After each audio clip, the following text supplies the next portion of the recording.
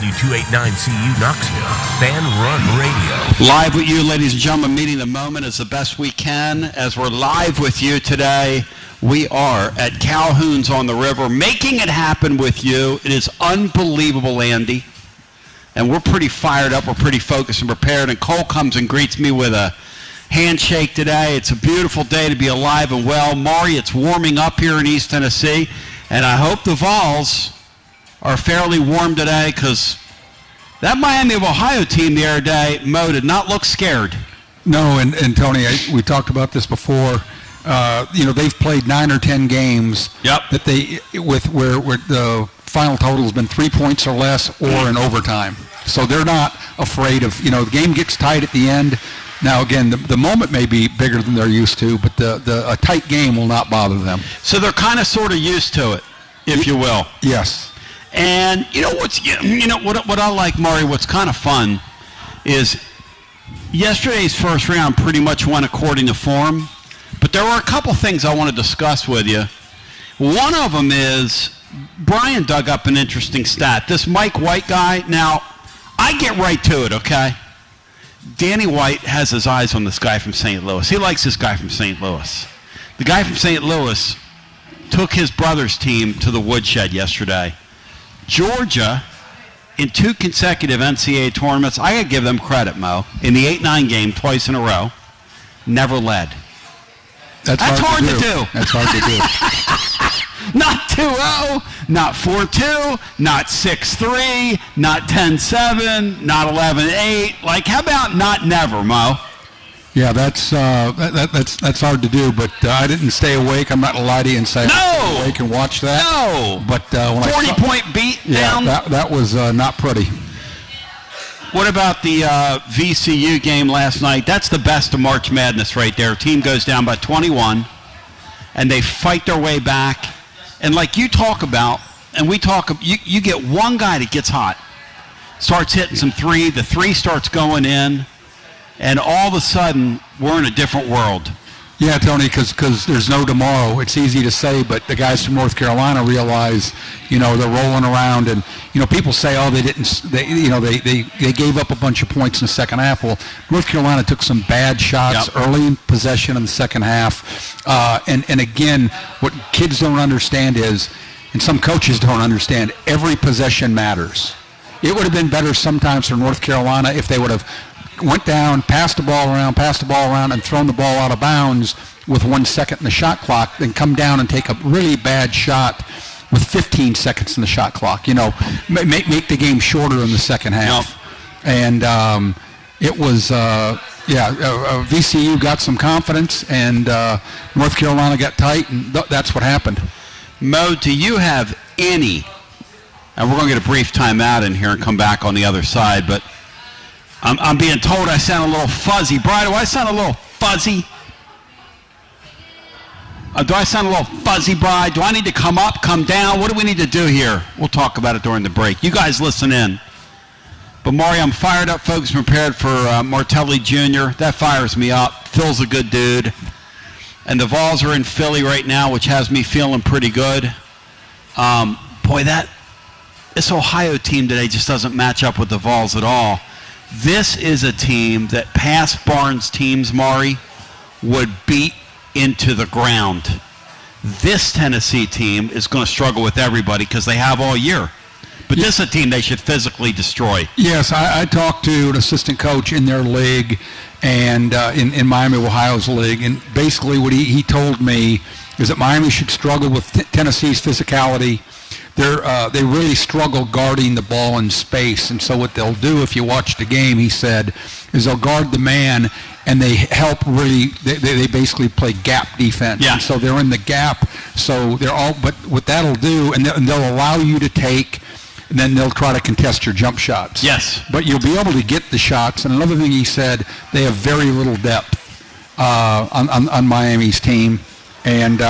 He really believes if Tennessee beats them on the glass like he thinks they will and defend threes like Rick Barnes' teams has done in the past, Tennessee should win easily. We come back on the other side. We're going to get our sound dialed in. I'm going to get to the bottom of this. We're live today at Calhoun's on the river. Come out, eat some lunch, talk some sports with us. We'll have the tourney action beginning here in an hour or so. We'll have it on all the screens here. We are making it happen as we come back on the other side. Break it down scientifically, move right to left and left to right across your device. What a beautiful day. The Vols are in action in baseball at home tonight. It's gorgeous outside. I was walking with my guitar, and I walked in, and my boys from Proper Popcorn were here. Gentlemen, it's great to see you. It's great to partner with you guys. I love your product, love what you're doing, love your local business. Thank you for the gifts. It's a beautiful thing. Willie Heflin will be fired up, focused, and prepared with you as we continue on the other side right after this. When it's time for your next move, you want to get your precious belongings from point A to point B with your peace of mind intact. That's why you need to call my friends at Gouffon Moving and Storage, East Tennessee's moving legend. Gouffon Moving and Storage has been helping East Tennesseans move since 1887. That's 138 years, 5 generations. That's even longer than the Dooley, Jones, and Pruitt era combined. Gouffon Moving and Storage are pro movers, serving Knoxville, surrounding areas, and interstate moves too, both residential and commercial. And we'll provide you with personalized service that other corporate movers simply cannot. We know how to move all types of items. We pay careful attention to our clients' valuables. Your satisfaction as a customer is our absolute priority. As the oldest continually owned and operated family moving business in the United States, when it's time for your next move, it's Gouffon Moving and Storage. And storage, it's secure and vaulted. Our newest offering of commercial storage logistics, we offer receiving, storage, and delivery services for all your business logistic needs. See more at Gouffon.com. That's Gouffon.com, or check out the link at tclub.team. When it's time for your next move, East Tennessee's moving legend, Gouffon Moving and Storage. Life never stops moving, and between the 30-minute commutes, daycare pickups, weekly soccer practice, Tuesday night yoga, X number of coffee runs, and that weekend trip to Grandma's, you're racking up the miles. What you need is a tire that can keep up, a tire designed for doers, a tire that's going to last, like the exceptionally long-lasting Michelin Defender tire. With an 80,000-mile warranty and the safety and comfort you expect, you can forget all about the miles ahead and focus on getting to your destination or conquering your to-do list. Fleet Tire, I-275 exit 1B at East Woodland Avenue in Knoxville. That's Fleet Tire, I-275 exit 1B at East Woodland Avenue in Knoxville. Fleet Tire. Inward Half is committed to the game and the memorable moments that happen in between. From the tee box to the tailgate, from the green to the big game. For the first birdie with Dad, the first big win with Mom. Friday night lights, Saturday superstitions, Sunday traditions. Fall into the comfort and unparalleled performance of Inward Half. This fall, enjoy the walk-in. Are you tired of hiding your smile because of crooked teeth? At Knoxville Smiles, we've got the perfect solution. Invisalign. No metal, no wires, just clear, comfortable aligners that straighten your teeth without anyone noticing. Eat what you want, smile with confidence, and see results in as little as 6 months. Call us today for more information about Invisalign, 865-539-1776, or just visit us online at knoxvillesmiles.com. Smile brighter with Knoxville Smiles. Fan Run Radio, where Big Orange Country comes to talk sports. Start your morning off with your daily dose of talk sports with John Reed and Cody McClure from 8 to 11. Then it's Tony Basilio from 11 to 1. The Playbook with William Pattison from 1 to 3. And The Drive from 3 to 6. It's 10 hours of hard-hitting local sports radio every day. Out-of-town law firms have been swarming into East Tennessee lately. From Memphis, Chattanooga, and Birmingham, they've stormed into the area. Wouldn't you rather do business with a local firm? You know, a true neighbor. Marcos Garza and the pros at the Garza Law Firm are just that. There are neighbors and friends that support local causes year-round. The Garza Law Firm works to serve you professionally on criminal matters, injuries and accident matters, and Social Security and disability filings. The Garza Law Firm is here for you at garzalaw.com. The Garza Law Firm. Let us help. Start the new year with comfort and savings from Pipe Wrench Home Services. Tired of high energy bills and constant heating and AC repairs? Ready for a more efficient home? There's never been a better time to upgrade your comfort and take control of your energy costs. Upgrade your HVAC system now with Pipe Wrench Home Services and make no payments until 2027. A new energy-efficient system means lower bills, fewer breakdowns, and peace of mind for years to come. And with Pipe Wrench Home Services same-day service guarantee, you won't wait to start enjoying a more comfortable home. Your comfort isn't just our job, it's our promise. Upgrade your HVAC system now with Pipe Wrench Home Services and make no payments until 2027. Schedule your free estimate today at pipewrench.com. Pipe Wrench Home Services, trusted in Knoxville, Maryville, Oak Ridge, and neighboring communities for over 20 years. Same-day service guaranteed, or the visit is free. Offer good with approved credit. Some restrictions apply. Visit pipewrench.com for details. Hey, I'm Alan, and we ship floors on Bristol Highway in Johnson City. Are you tired of walking around on that ratty-looking carpet that you have? Well, today's your lucky day because we have Supercore on sale for $1.79. 58 colors we're liquidating. Supercore is the best waterproof floor with a lifetime warranty. Where are you going to find that anywhere else? Nowhere, let me tell you. $1.79, lifetime warranty. Come on down to Bristol Highway on your truck and trailer and let's make a deal. Gotta love this time of the year. Hoops here, home runs over there, and you've got to get your Tennessee on. And there's only one place, the best place to shop for your officially licensed Tennessee Volunteer Gear, Alumni Hall. Hands down, the best store for Vol fans. They've got the latest and greatest apparel for the entire family. Hats, man cave items, decor, and more. Get your Vols grill cover, a plate for your burgers, and of course, that chef's apron for all that outdoor grilling this spring. And accrue those rewards and watch your balance grow online or on the app. We'll see you at Alumni Hall and alumnihall.com and G to the B to the O. Alumni Hall. He's a great dude.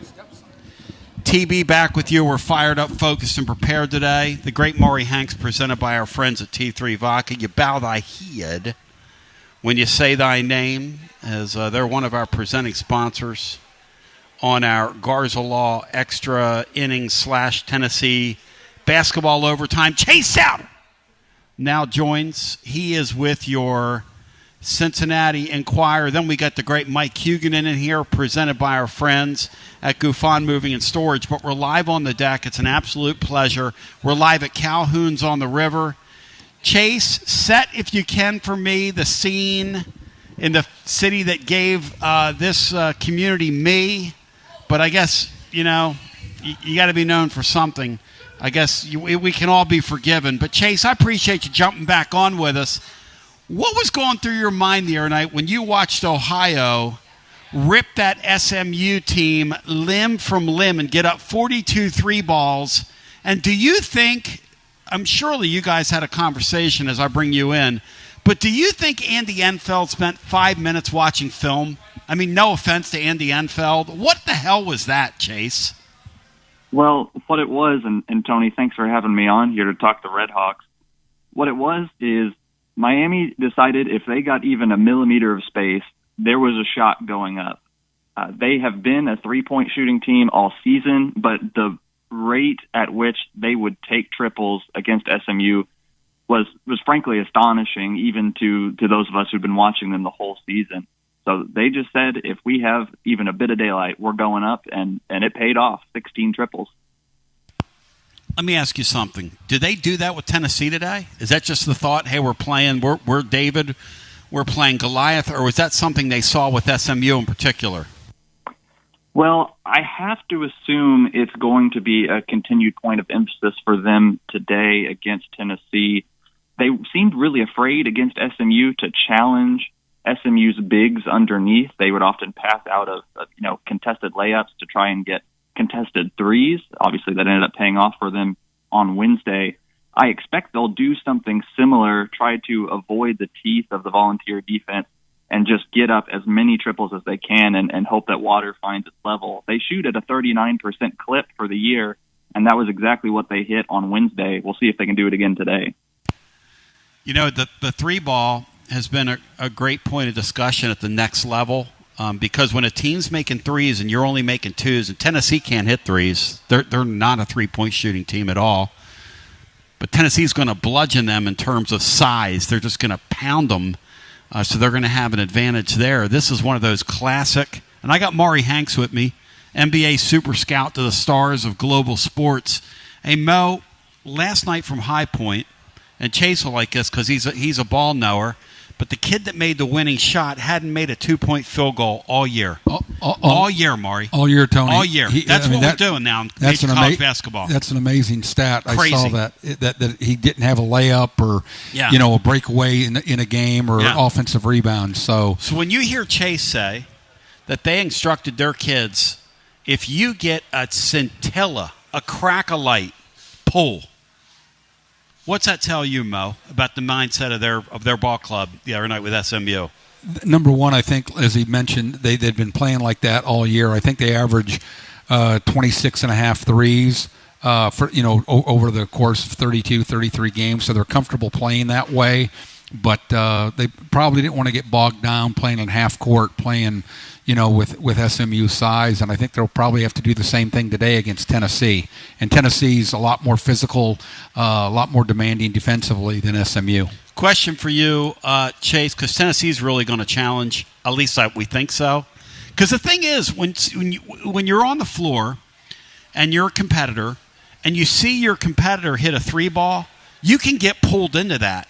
It looked like they pulled SMU into that the other day, Chase. They pulled SMU into trying to play their game instead of SMU being disciplined and just going down low. Well, and that was an issue of, I think maybe this is where the SMU scouting report fell apart a little bit. They have been a run-and-gun team all season, and they really wanted to stick with their bread and butter of just getting up the court, getting quick shots. I think had they really dug in, and I know it was on a short turnaround from Selection Sunday to the first four, but dug into kind of where Miami had struggled historically, I think they really would have relied on the interior more. Obviously, we'll see a lot of that from Tennessee today, I'm sure. Not going to make the same mistake there. Hey, who guards Nate Ament from Miami, Ohio? What do they do with him? It's a great question. That will be maybe the biggest question of the night, because we saw how they can crash the glass to keep SMU off. How they guard Ament, who's 6'10", almost 18 points a game. Do they have a single guy who can match up with him? Probably not. They'll probably try to switch out, double team, get the ball out of his hands. I imagine that probably the point person on that will be Brant Byers, just because of the size profile there. But that will be a very difficult matchup for an undersized Red Hawk. Have they played much zone this year? Not usually. I mean, they've had few occurrences where they really need to bring that out. Today may be a first. I believe they did go to a zone briefly against SMU just to throw a different look, but it's not been something they've relied on for large parts of the season. Hey, Maury, if there was ever a time to play a zone defense, it's against this Tennessee team, isn't it? It'd be today. And again, a lot of people say you can't rebound out of a zone. If you practice it and play it, I think it gives you good opportunities to rebound. You have to, you just can't never practice it all year and try to do it. But it puts you in position to rebound better. It also, spreads out the floor. Most teams do not play as well offensively against a zone. Super Scout Maury Hanks in for Bino Jeff Henderson, who's on assignment and lost wages. His assignment's to lose as much money as possible. How's he doing with that? He's doing very well after yesterday. Chase Souter joins. He's at Cincinnati Enquirer. And Hughie coming up on many of these same stations here momentarily. But Chase, the defensive end of things for Miami, Ohio, we know they can score.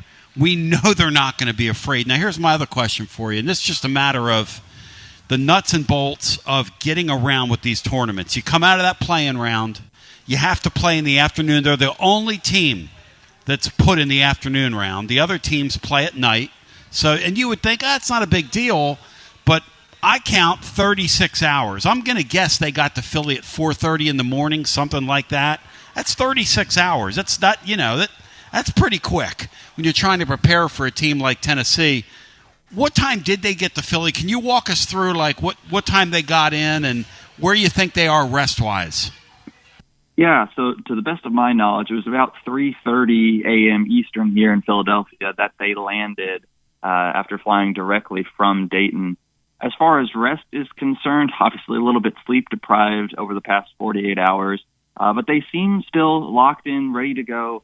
Multiple players and Coach Travis Steele commenting on, just having to make the best of the situation. But the poise seems there, the energy seems up, and we'll have to see how it looks, obviously, once they take the court at Xfinity Mobile Arena. But they're saying all the right things. They look okay. And they have a lot of energy from the home crowd they got back in Dayton. I think they're carrying that with them. Hey, Maury, you coach. You've been around a lot of kids, right?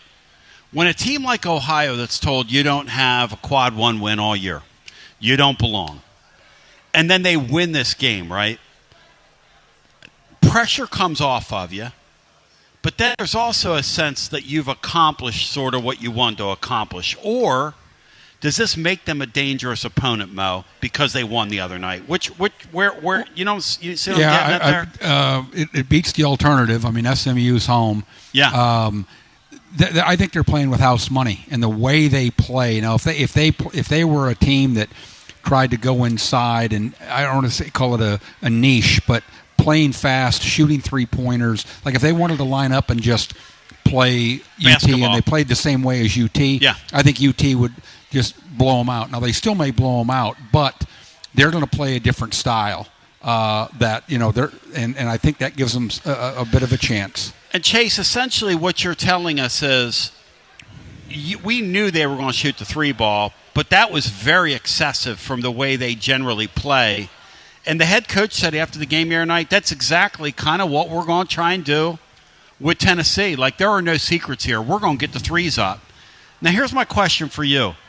Can Tennessee, because Tennessee's been very successful against teams like that, with Alabama likes to play that way. Tennessee's had success running them off the 3-point line. Is there a concern from your perspective that Tennessee will be able to do the same with Ohio? Or do you think Miami will be proficient from that standpoint? Yeah, I mean, you've hit the nail on the head here. That Alabama comparison is probably the best one. And if you can run Alabama off the line, you can run anybody off the line. Miami will definitely have to adjust to Tennessee's pace of play. I expect that Tennessee will be pretty effective and not allowing a ton of open looks. You saw a few times against SMU that Miami did have some good, backdoor cut options out of scenarios like that. But it's definitely a much bigger test, and I think Tennessee will be pretty effective at getting some of Miami's best shooters like Ian Elmer off the line. Mo, anything else about this matchup jump out to you as we visit today with Chase Souter on the program? Yes. Can you talk about, I was telling Tony earlier that it looked like 9 or 10 games they've been in that they've won with 3 points or less or gone to overtime. So I think, I told Tony that I don't think that the moment will be too big for him if it's a close game. Now, the opponent may be too big for him, but I see that they've played a lot of close games. Yeah, they have the utmost confidence as a team, as a coaching staff. There has never been a single time this season where they have lost faith. Unflappable is the word that Travis Steele loves to throw around. And they feel really confident in those end-of-game scenarios. Always, even the one that they did end up losing in the Mid-American Conference tournament, they felt all the way to the end. This is not out of reach. We will find a way to win. If it's late, obviously, in this one and still close, the Philadelphia fans will likely start to pull behind the Red Hawks, and I think they'll have a great chance to make some clutch plays if it is close at the end. Hey, Chase, you're going to love this. My great-nephew, AJ, is going to the game with his aunt, okay? It's, all right, I'll keep an eye out. So we were texting each other. I said, AJ, I'm really pumped. You're getting ready to go see my Volunteers play. He said, Uncle Tony. In Maury Hank's terms, Maury tells everybody to pump the brakes. He says, Uncle Tony, I hate to tell you this. He goes, I cheer for the Volunteers. He goes, but if I get in that game and it's close in the second half, Uncle Tony, I'm not going to cheer for the Volunteers. I'm going to cheer for that Ohio team. He said, I want to see an upset. And that is the essence of this deal. The essence of this deal is that the David has to hang in that game in the fourth quarter to make that crowd turn. Yep, exactly. And it's an amazing thing, Mo, isn't it, when you go to those games? I've scouted a number of them, and especially it's not so much because there's not a lot of Cinderellas in the second weekend, but teams that they may not even know where Miami of Ohio is. Don't care. Don't know a player. Don't care, but they're the underdog, and it also it may help their team too. Yeah. The next round, the bigger guy gets knocked out, and they think, oh, we can beat Miami of Ohio, so they're going to cheer for them. Hey, Chase, are those swimmers going to be at this deal, or was that a one-shot deal up in Dayton? As far as I know, it was a one-shot Dayton deal. Now, they have been to several Miami basketball games this season, made a big scene at all of the home games. I have not heard of a plan to fly them out to Philadelphia, but obviously that would be a huge help. They forced a critical missed free throw against SMU. If they could come back and do it again, that would be awesome. Yeah, and we really want to salute Andy Enfeld because I like that loose. Now, Maury, this is good. Let's play a loose zone defense against these guys that want to shoot threes and let them penetrate, Maury. How bad, seriously, on like a 1 to 10 scale, how bad was that the other night? It was like they'd never really prepared. Like, they made – but also – no offense. I think he said earlier in the call – how many times did they literally throw the ball from 24 feet? The guard had it, was able to throw a pass into the paint. Guy caught it and laid it up. I mean, basically Miami, Ohio was able to shoot layups or three-pointers. It was unbelievable. Chase, at what point did it dawn on you, hey, SMU's getting ready to get not only beat here, but they're going to get ready to get run out of here? Well, there was, and I'll say the first half was a nice, comfortable lead at the half, but then early in the second half, I believe it was Ian Elmer who nailed a three to go up by 14 points. And at that point, it seemed like the hay was in the barn. Now, there was still work to be done. There was almost 8 minutes left in the game, but it did not feel at that point that the Mustangs were ever going to be able to mount a comeback there, and that proved to be correct. It's just too much volume threes for them to overcome. Fired up, focused, and prepared. Hey, Chase, anything else you'd care to add today on the way out? Health of the Red Hawks coming out of that game the other day. Well, Miami didn't suffer any injuries in that game, which was fortunate for the Red Hawks. They should be at full strength again here tonight against Tennessee. As far as anything else to add, I've mentioned this a couple of times with the series history between 6 and 11 seeds. 11 seeds actually have a winning record against 6 seeds since 2016. 2 11s won yesterday, Texas and VCU. Will it be 3 today? Who's to say? But the history doesn't look great from Tennessee just from a seeding perspective. What do you think, Mo? The only thing I would say about that is that like VCU and the other, those 6 and 11s, the point spread, and again, I don't gamble, but the games were supposed to be close. Yeah. This is I think a double digit thing. Are you in Philadelphia? Will you be at the game? Yep, I will. As soon as we're done here, I'm going to wrap up a few things from the hotel and head over to the arena. Well, if you can remember, please tell Travis I said to say hello. I've got to know him really well over the years. I'm very good friends with his half-brother, John Gross. Yeah, John up at Akron. Yeah, absolutely. Will do. Thank you, my man. Good talking to you. Hey, thanks for having me on, Tony. Yeah, you were on Maury Hank, Super Scout to the Stars. And tell him that Maury calls himself now the Super Scout to the Star. To the Star. Mo, you're sitting next to me. By the way, I know why Bino's not here. No question. No question. Bino, he's trying to play for money. You think Bino's called me to ask for some winners? Biggs, you understand you can gamble on your phone like some of my degenerate friends. Bino's not in Las Vegas. He's in his basement. Hey, by the way, I think Bino was up there with those swimmers the other day. I thought I saw Bino because he likes to run around in his Speedo. Talk to me here about how loose this Miami of Ohio team is going to be. Yeah, I don't see any nerves. Like I said, they won the game. They won the first game they played in. They're a double-digit underdog. Yeah.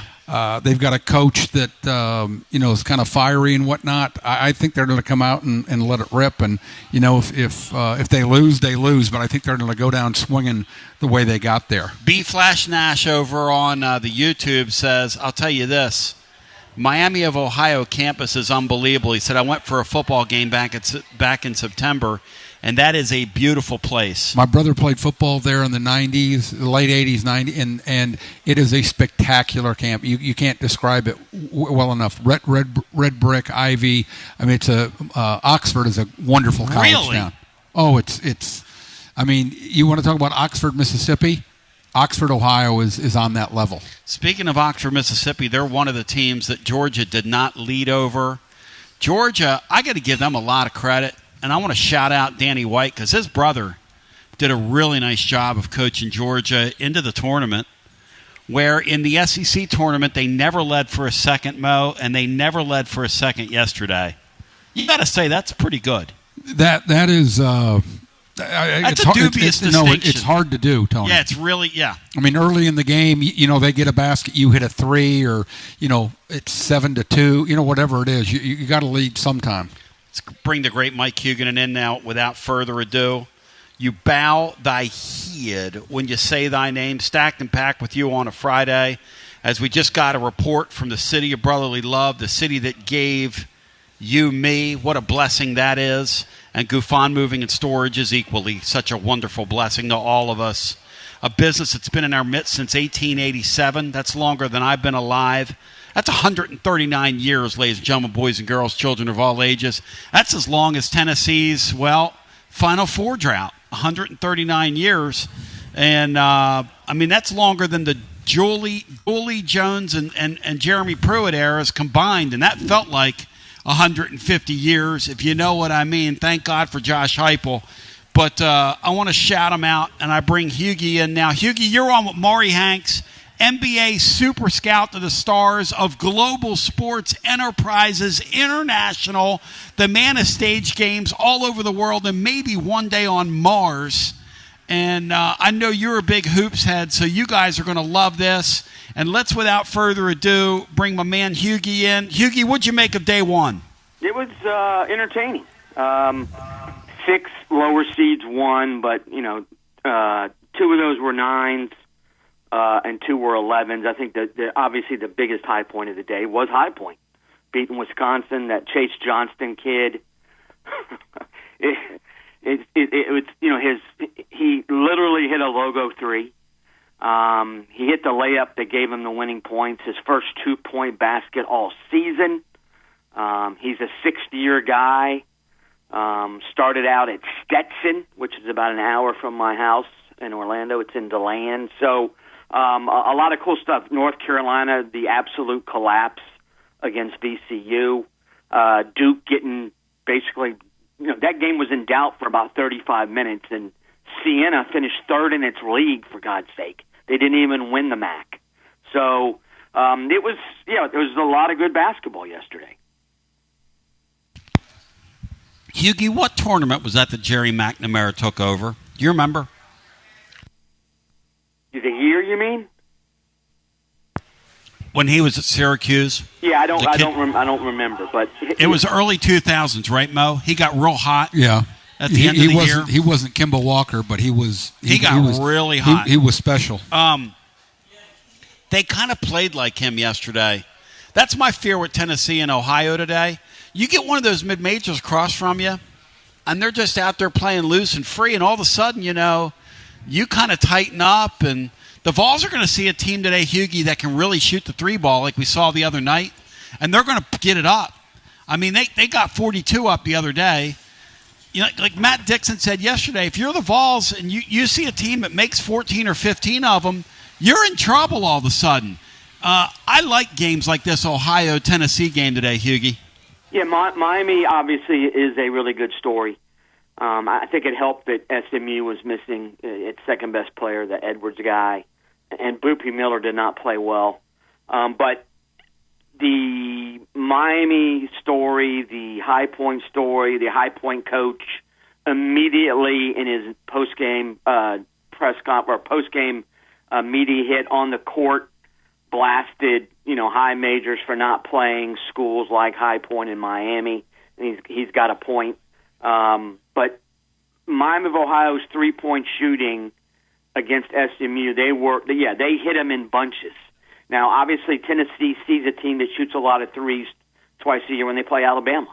And Alabama's got more talent. But Miami of Ohio is I think this is going to be a case, I think, of absolutely nobody's pulling for Tennessee except Vols fans.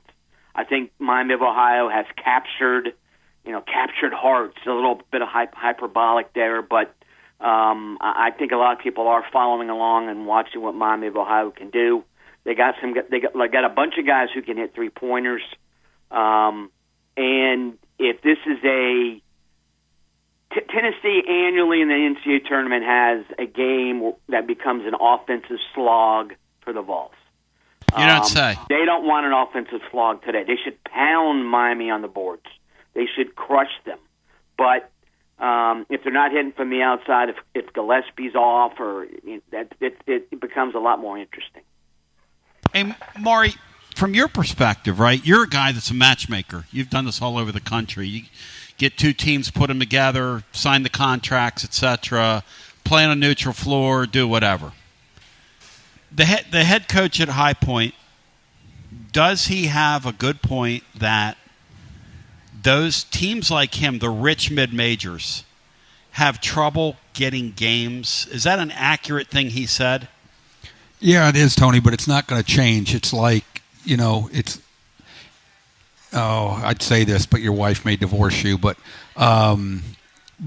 it is what it is. But my comeback on that would be go play better mid-majors.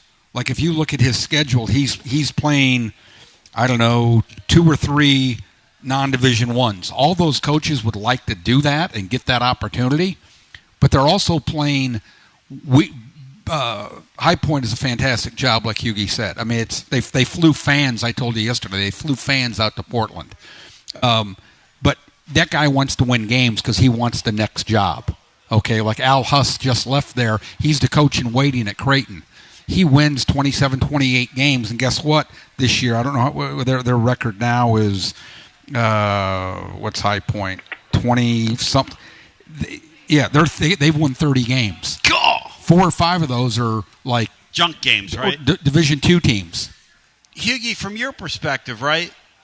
So he gets up there, and Maury says, if you guys want to do that, go play better teams in the mid-majors. I mean, mid-majors will play part of it is, I think it's hard for a school like High Point, which I would argue is really a low major, because the Big South is not on the same level as the Mountain. Well, certainly not the Mountain West, but not even the Missouri Valley in terms of the money spent on most of the programs in that league. It's that extra points guy, Matt Brown, did the Freedom of Information Act request for Miami of Ohio. And he found Miami of Ohio sent 85 letters to Power 5 teams asking for games, and they all turned them down. I think it's also hard for High Point to, for instance, get a game against Belmont. To get a game against St. Mary's. I think the expense involved, it's a lot easier playing Toccoa Falls than it is getting on a plane and flying to play St. Mary's. But in the old days, about 20 years ago, ESPN had that Bracket Busters series that was played every February. They would match before the season. Certain leagues would say, yes, we'll play. And then ESPN would match, the first place team in the Ohio Valley would play the first place team in the Big South. And I think that it was a great idea, and it led to some great basketball, but it really didn't help those schools, because if you lost, I have 0 chance for a at-large bid, even if I go 30-6. And the other hand, if you won, it didn't help, because we just beat a team that's 143rd in the net. So it would. What I'd like to see is more of those preseason and Thanksgiving. Well, not preseason, but the early season tournaments. Bring in the High Points. Bring in the Jacksonville States. Bring in the Troys. to give them a chance against some high majors. Those days are over, because now that's why you've seen ESPN, like in their Orlando event and Charleston event, they have one bracket with basically high majors. Yes, high majors. And then yes, exactly. And because, and again, I've said this for years, doesn't matter what Maury Hanks thinks, but if coaches got together, the net is the worst thing that's ever happened to college basketball scheduling, because it does them no good to play UAB if UAB's a quad 2 win. It doesn't do them any good. They either want to play quad 1 or they want to beat the ever-loving daylights out of a quad 4. And that's another thing about the net, is that it uses offensive execution, defensive execution, how bad you beat a team. They gimmick these numbers, Mo. So that's why you see teams at the end of the game. And when I used to scout, Mike, I'd go to games and I'd always look up and see a guy like Nate Ament, let's say, for Tennessee. They're up 18 points with 3 minutes to go. What's he in the game for? I'd say this guy could a guy could roll into his knee, he's done for a month.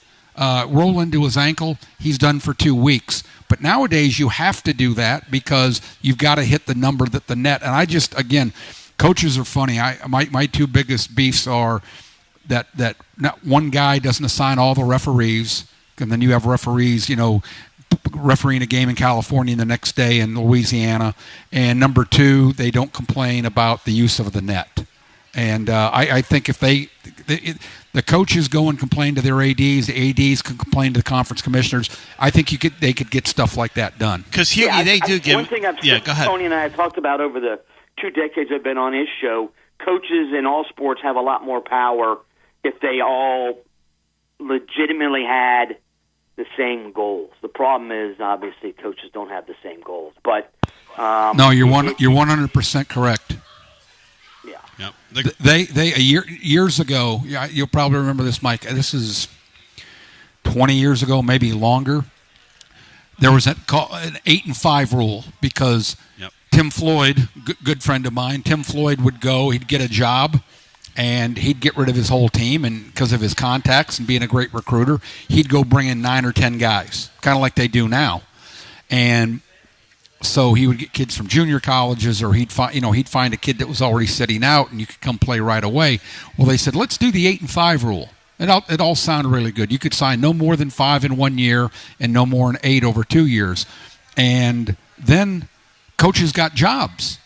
And they go, okay, we're going to get rid of Johnny. We're going to get rid of Billy. I've got these guys coming.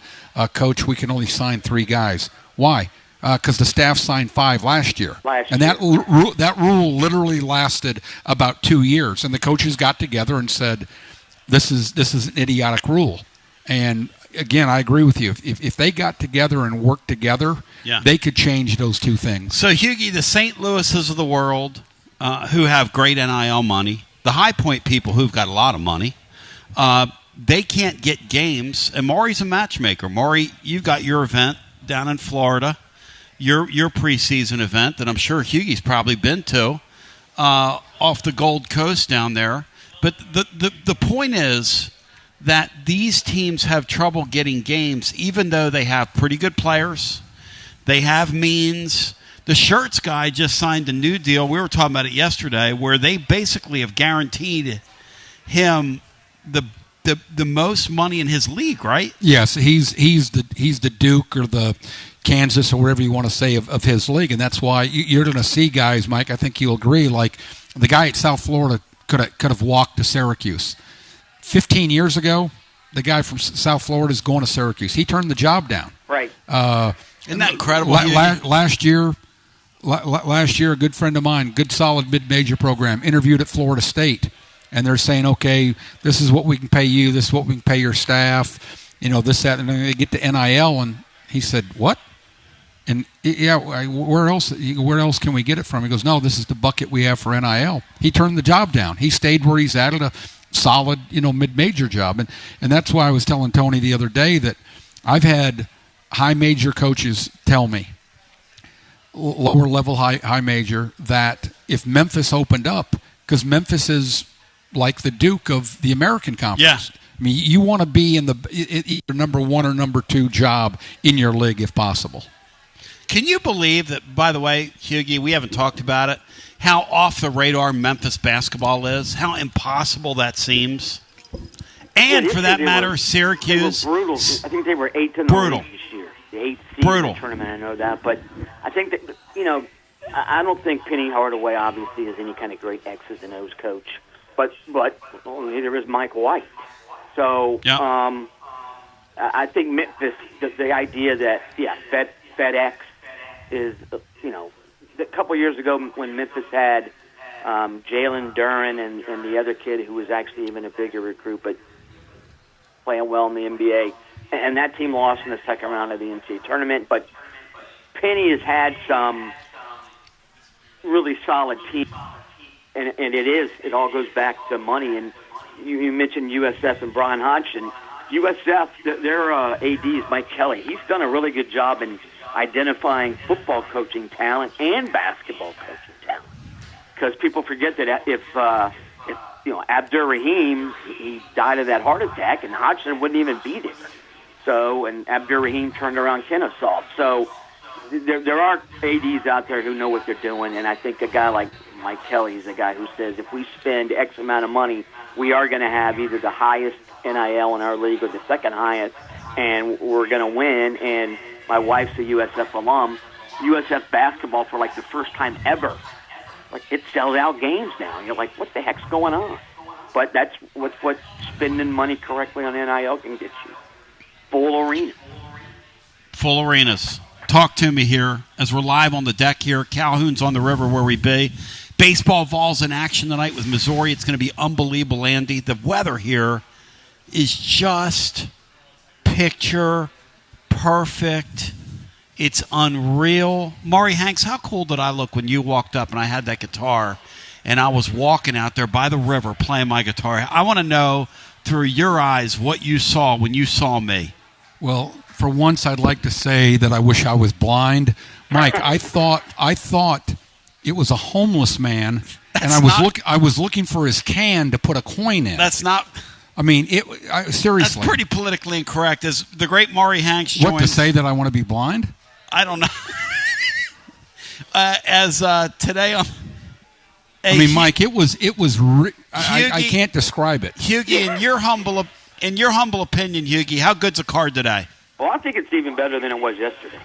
Right. I'm extremely interested in seeing what Akron can do against Texas Tech. I still think missing JT Toppin is going to hurt them. I don't know if it's this round or next round. The Santa Clara Kentucky game.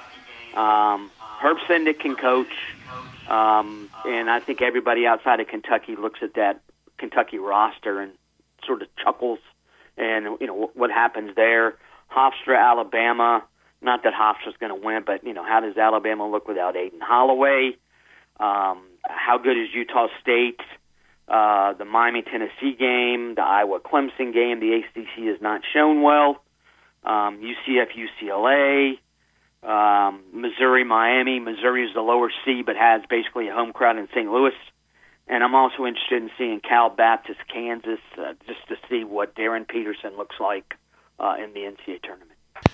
Mo, what's your more intriguing? If you had, give me a couple games. He mentioned a lot of good games. One, Mike, that I'm really interested in is Northern Iowa and St. John's. You have two very, very good coaches, completely different styles.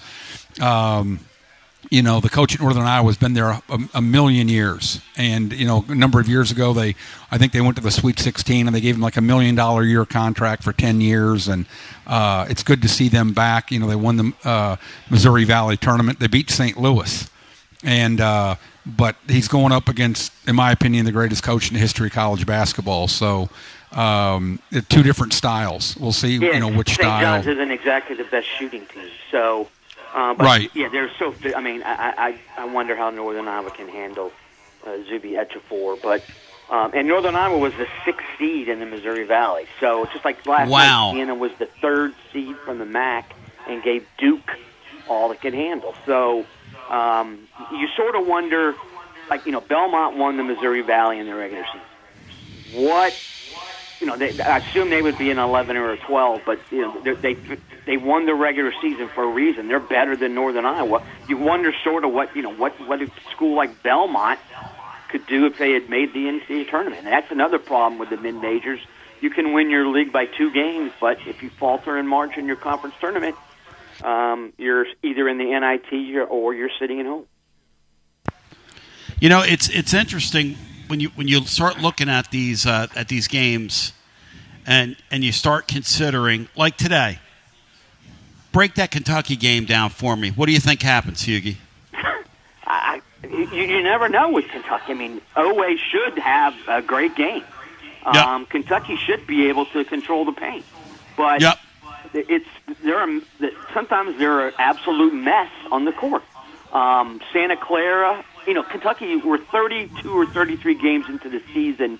I'm not sure Kentucky has set concrete roles for all of its players. Or the flip side of that, if the players accept those set concrete roles.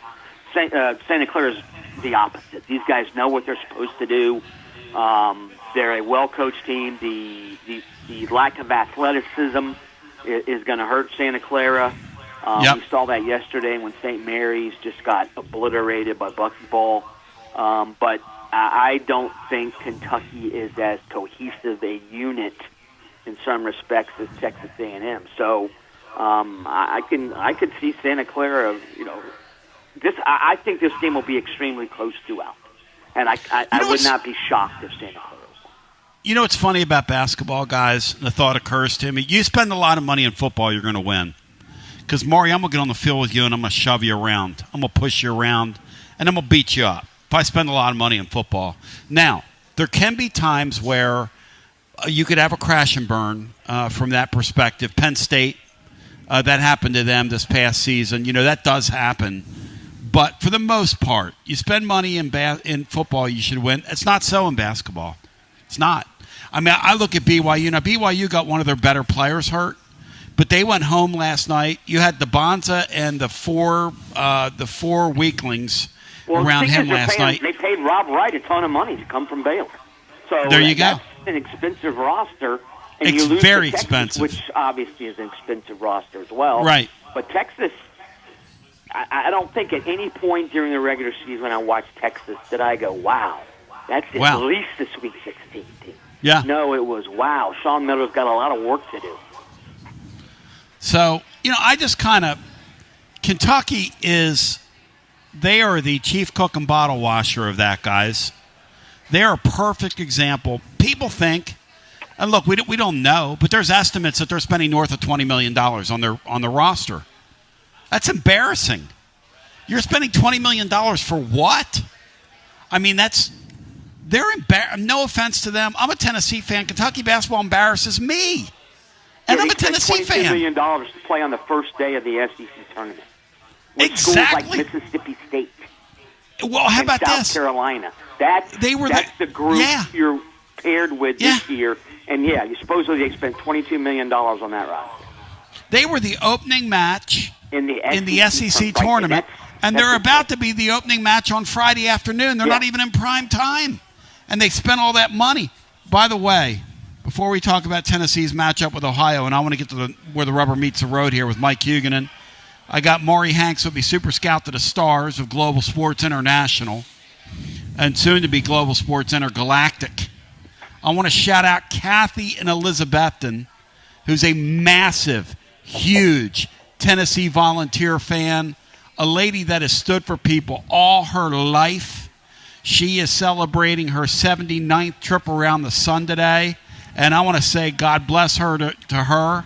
And she's 78 years old, and Kathy, shout out to you. Shout out to Zach, your son, who's a good man, and I know you're a wonderful lady.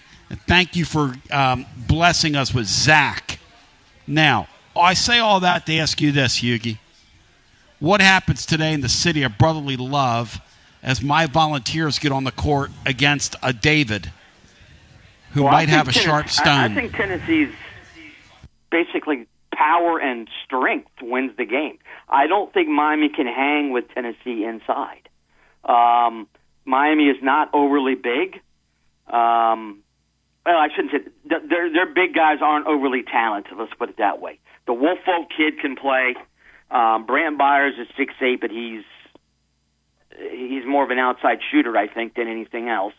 They don't have a lot of athleticism. But yeah, I think it all comes down to Tennessee's three-point defense. You got to run Miami off the three-point line. And again, this is the same. Tennessee generally has success against Nate Oates' team because they run Alabama off the line. If they do that against Miami consistently and pound the ball inside, they're going to win. Yep. But if Miami's hitting its threes like they did the other night, you're going home. I think it's going to be an interesting game anyway. But you let Miami hang around by hitting threes, Tennessee's going to be in trouble late. Hey, Mo, stupid question for you. How many three balls does Miami need to hit today to make this a game where Tennessee's nervous late? Talk to me. I think similar to what they did the other night against SMU. Now, I don't think Tennessee will be as lax in their defending them as SMU was, but I think they need to make that's a nice line, lax. It's like they didn't know Miami could shoot the three. That was polite, wasn't it, Mike? Yes, it was. It's like me saying Tony's a handsome man. Hey, this Andy Enfield guy, how much juice can you squeeze out of one NCAA tournament run? Well, he was okay at USC. I mean, he wasn't horrible, but yeah, and that's another school they spent some money on their roster. But you're right. You look back and remember the Dunk City team, and he parlayed that into USC, and then he moved from USC was sort of like let's get rid of this guy, and then he goes to SMU. He did take him to the NCAA tournament. His style is fun to watch, but they don't ever really, even those Florida Gulf Coast teams, they were not exactly detail-oriented. Yeah, he made an Elite Eight. I know people are telling me he made an Elite Eight at USC. I realize that. Do you realize how much of a payroll and how much of an advantage USC has compared to Mick Cronin over there at UCLA? Until Mick Cronin got a guy to kind of be his patron here recently. Maury, do people realize what a good job that USC job is? Do they understand that? It's a private school. I mean, it's a great academic school. Yes. But being a private school, they can get a dead man into school. I mean, one Elite Eight appearance there. I mean, that's okay, but no, I know they ran him out of there. Yeah, they were. I hate to say it, they were ready to see Andy leave, and he found a good landing place because SMU is. I mean, they bought their way into the ACC. Are they going to put up with that from him there? I mean, this is his second year. I mean, 2 more years. They think they'd want to see some return on investment. Gufon Moving and Storage, ladies and gentlemen, presents our Mover of the Week. The great Mike Huguenin's in the house, breaking it down scientifically. Shout out to Taylor. He's 5th generation. He moves right to left across your device and takes great care of you. They offer secure, vaulted storage. Newest offering, commercial storage logistics, offering receiving, storage, and delivery services for all your business logistic needs. Ladies and gentlemen, boys and girls, children of all ages, it's time for our Gufon Moving and Storage. Mover of the Week is presented by the great Mike Huguenin right here on our program. Hugie? Okay, we talked about High Point earlier. Obviously, the move in the good direction. Let's go the opposite, and the mover of the week is North Carolina. They end the season on a 3-game losing streak. I know they lost Caleb Wilson. They led by 19 points with 14 minutes to go against VCU and lost.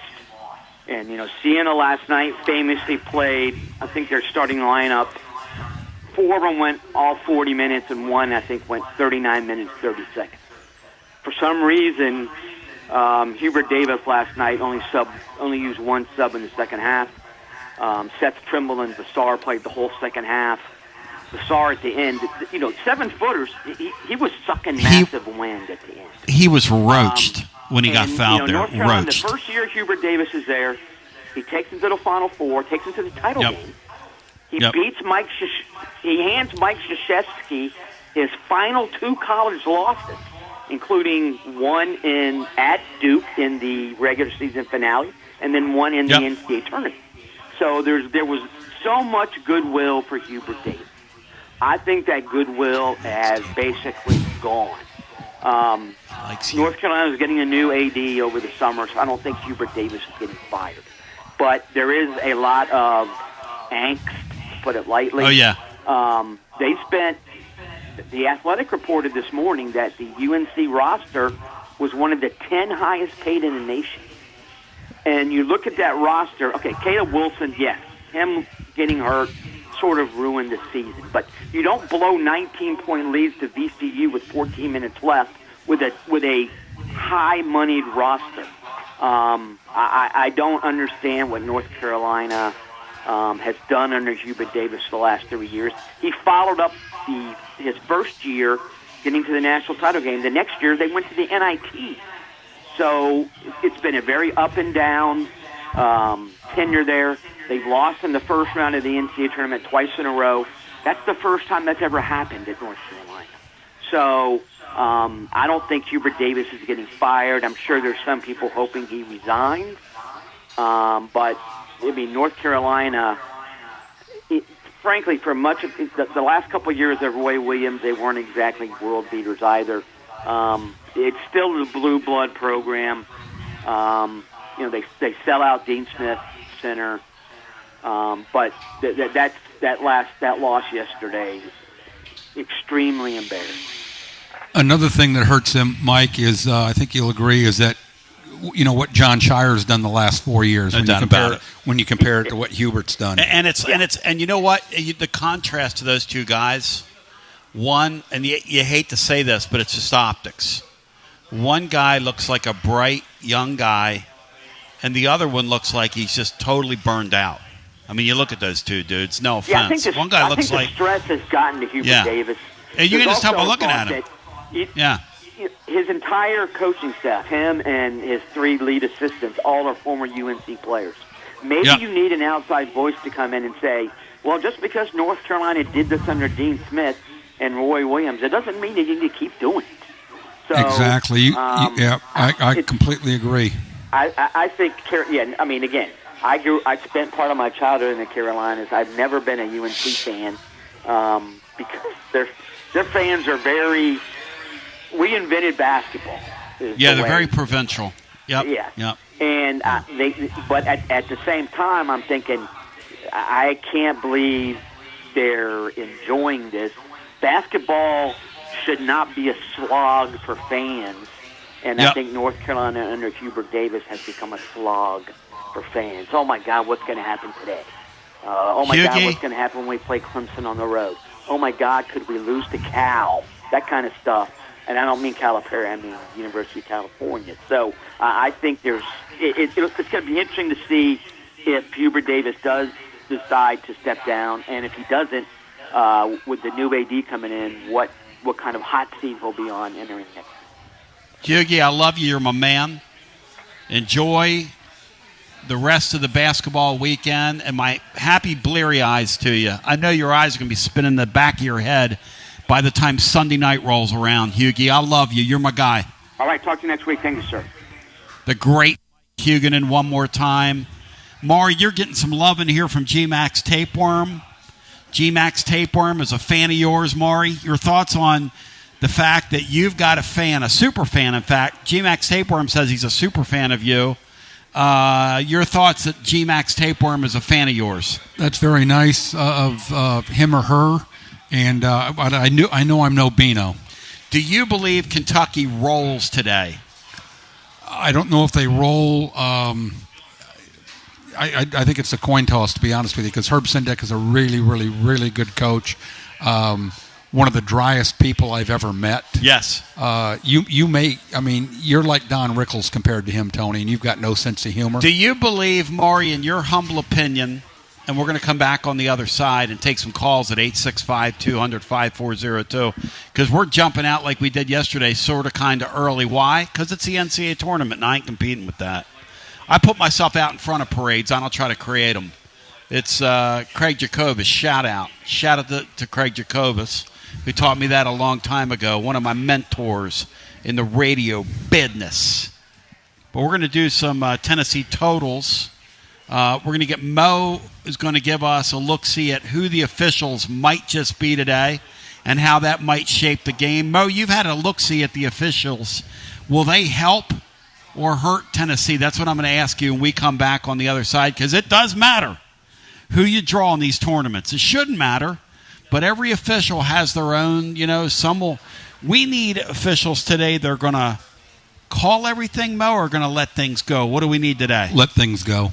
We come back on the other side and we continue. We want to let Tennessee grab and hold them out top like they do with Alabama, not get in their offense, not get free, get handsy with people out top, and then conversely, you live with it when they hack and grab and, grab our guys inside. You got to be able to play through contact. Maury, I've got a young man that's a Clemson fan out there. Are you feeling good about their chances?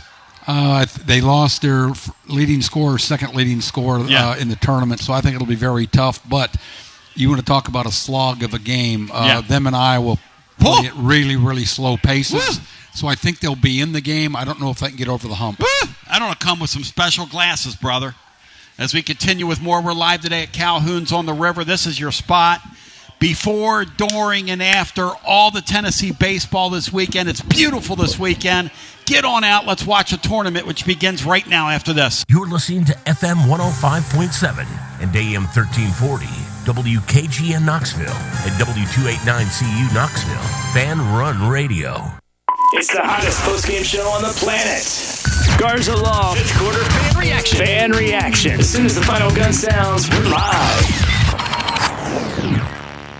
Hi, I'm Jim Simpson, owner of Simpson Meats. When's the last time you grilled a really good burger or steak? One your friends still talk about. Our goal at Simpson Meats is to make that happen every time you have a cookout. All of our cuts of meats, steaks, burgers, briskets, and pork are always fresh, flavorful, and sustainably sourced. We are family owned, so we know the importance of knowing how and where your food is raised.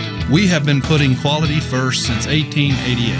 Visit our butcher shop off Lovell Road or online at simpsonmeats.com. Okay, so we really need uniforms and equipment for this season. Can I trust you with that? Cool, I'll just order them online.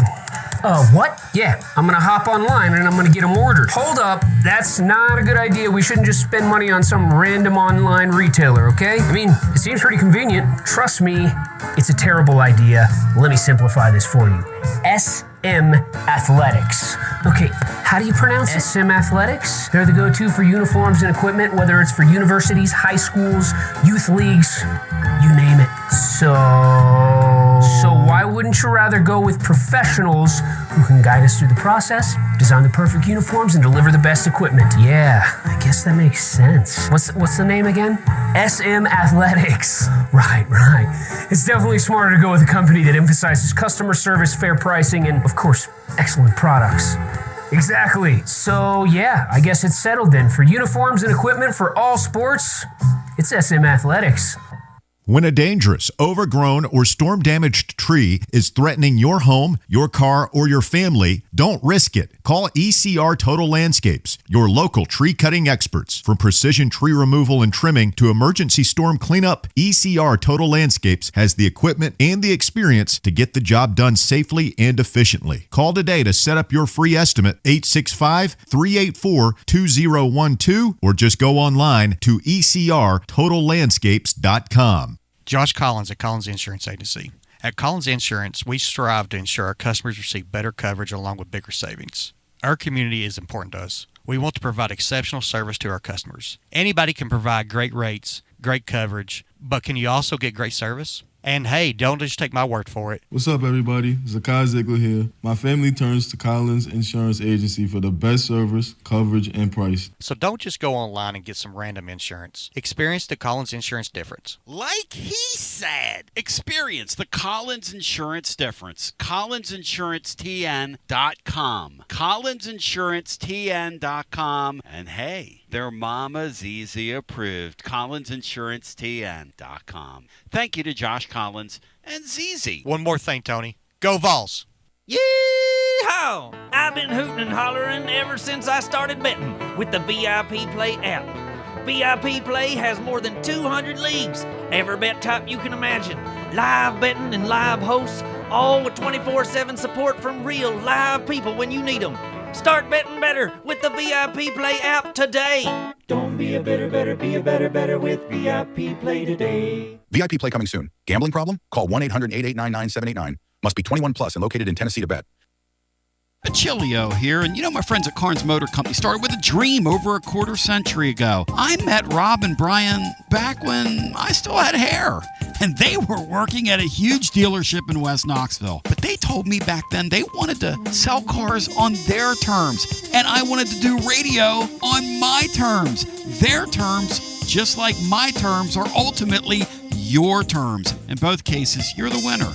A Car Guru's National Award winner with a 5-star rating on all sites, just like our Vols. Everything about buying a car from Carnes Motor Company is no hassle. They specialize in high-quality pre-owned vehicles between the $5,000 to $25,000 range. And if you need to sell a car, they'll either buy your car or they'll help you sell it. Carnes Motor Company also has a top-notch service department. Therefore, every vehicle is rigorously inspected and serviced prior to delivery. So you're guaranteed to get a quality pre-owned vehicle every time. If you need a place for service, they've got you covered. Come be a part of the Carnes Motor Company family and tell them you heard about it from me. Online at carnesmotor.com, Oak Ridge Highway, 1 mile past the Carnes light. Carnes Motor Company. From the sunrise over the Smokies to the Saturday cheers at Neyland Stadium, Knoxville isn't just where we live, it's home. But let's be honest, finding your perfect spot in a hot market can feel like a full-time job. Whether you're looking for a Craftsman in 4th and Gill, a family home in Farragut, or a view in South Knox, the market moves fast. You need more than a listing. You need an edge. And that's where I come in, Jennifer Morris with Keller Williams Realty. And I specialize in helping Knoxville buyers win. I don't just find houses, I find the right fit for your budget and your lifestyle. Ready to unlock your front door? Visit nextmovesmokymountains.com or call me at 865-694-5904. That's nextmovesmokymountains.com. And as always, go Vols!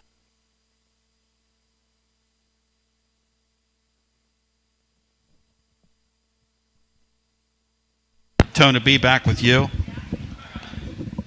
And we welcome you back. The great Maury Hanks, super scout to the stars in the house. Georgia Tech's got a new head coach, Mo. Yes, your sir. Your Scott thoughts Cross. on their hire is Gainey tried to get involved with it. But didn't happen. Yeah, Scott Cross did a nice job at Troy. He was at Texas Arlington. Tony, you talk about people that get hired, but also to hire somebody, you have to fire somebody. He was at Texas Arlington for a long time, did a great job. AD comes in, says, I want to get my new guy. Lets him go, and they haven't been the same since. I want to shout out Riley and the Island. We're putting going to have the games on all the channels out here all weekend long. We're going to have the NCAA tournament for you. But Riley's taking great care of us. She's unbelievable, Andy. When you come out today, you'll see her out in the Island bar area here. Tip her, take great care of her, and all the great servers here. Everybody in the house. Shout out to Bob Baskerville, who was listening to us earlier. The McNamara kid went nuts in the final game against Kansas when they won the Natty with Carmelo Anthony. And McNamara, the following year, put them on his shoulders and carried them through the tourney out of nowhere. He had an incredible run, and now he coaches the team that lost to Duke yesterday. So, Siena, and he's in the hunt for the Syracuse job. Why wouldn't you give it to a kid like him? Yeah, Why wouldn't you do that? They're not going to get. Right. I could see that, but he's been a head coach for 2 years. Yeah. So, I mean, if they go and try to strike out like they did with the guy at South Florida, then he may get the job. Maury, I want to shout out my friends at T3 Vodka for folks that haven't had it. What are they in for when they try the smooth taste of T3? Oh, it's fantastic. It's very good in the golf course, as I told you before, and it is high quality vodka. It's unbelievable, Andy. It is unfreaking believable. As we're with you today, UNC had a 19-minute lead last night with 19-point lead with 15 minutes left. They were up 9 with 5 minutes left.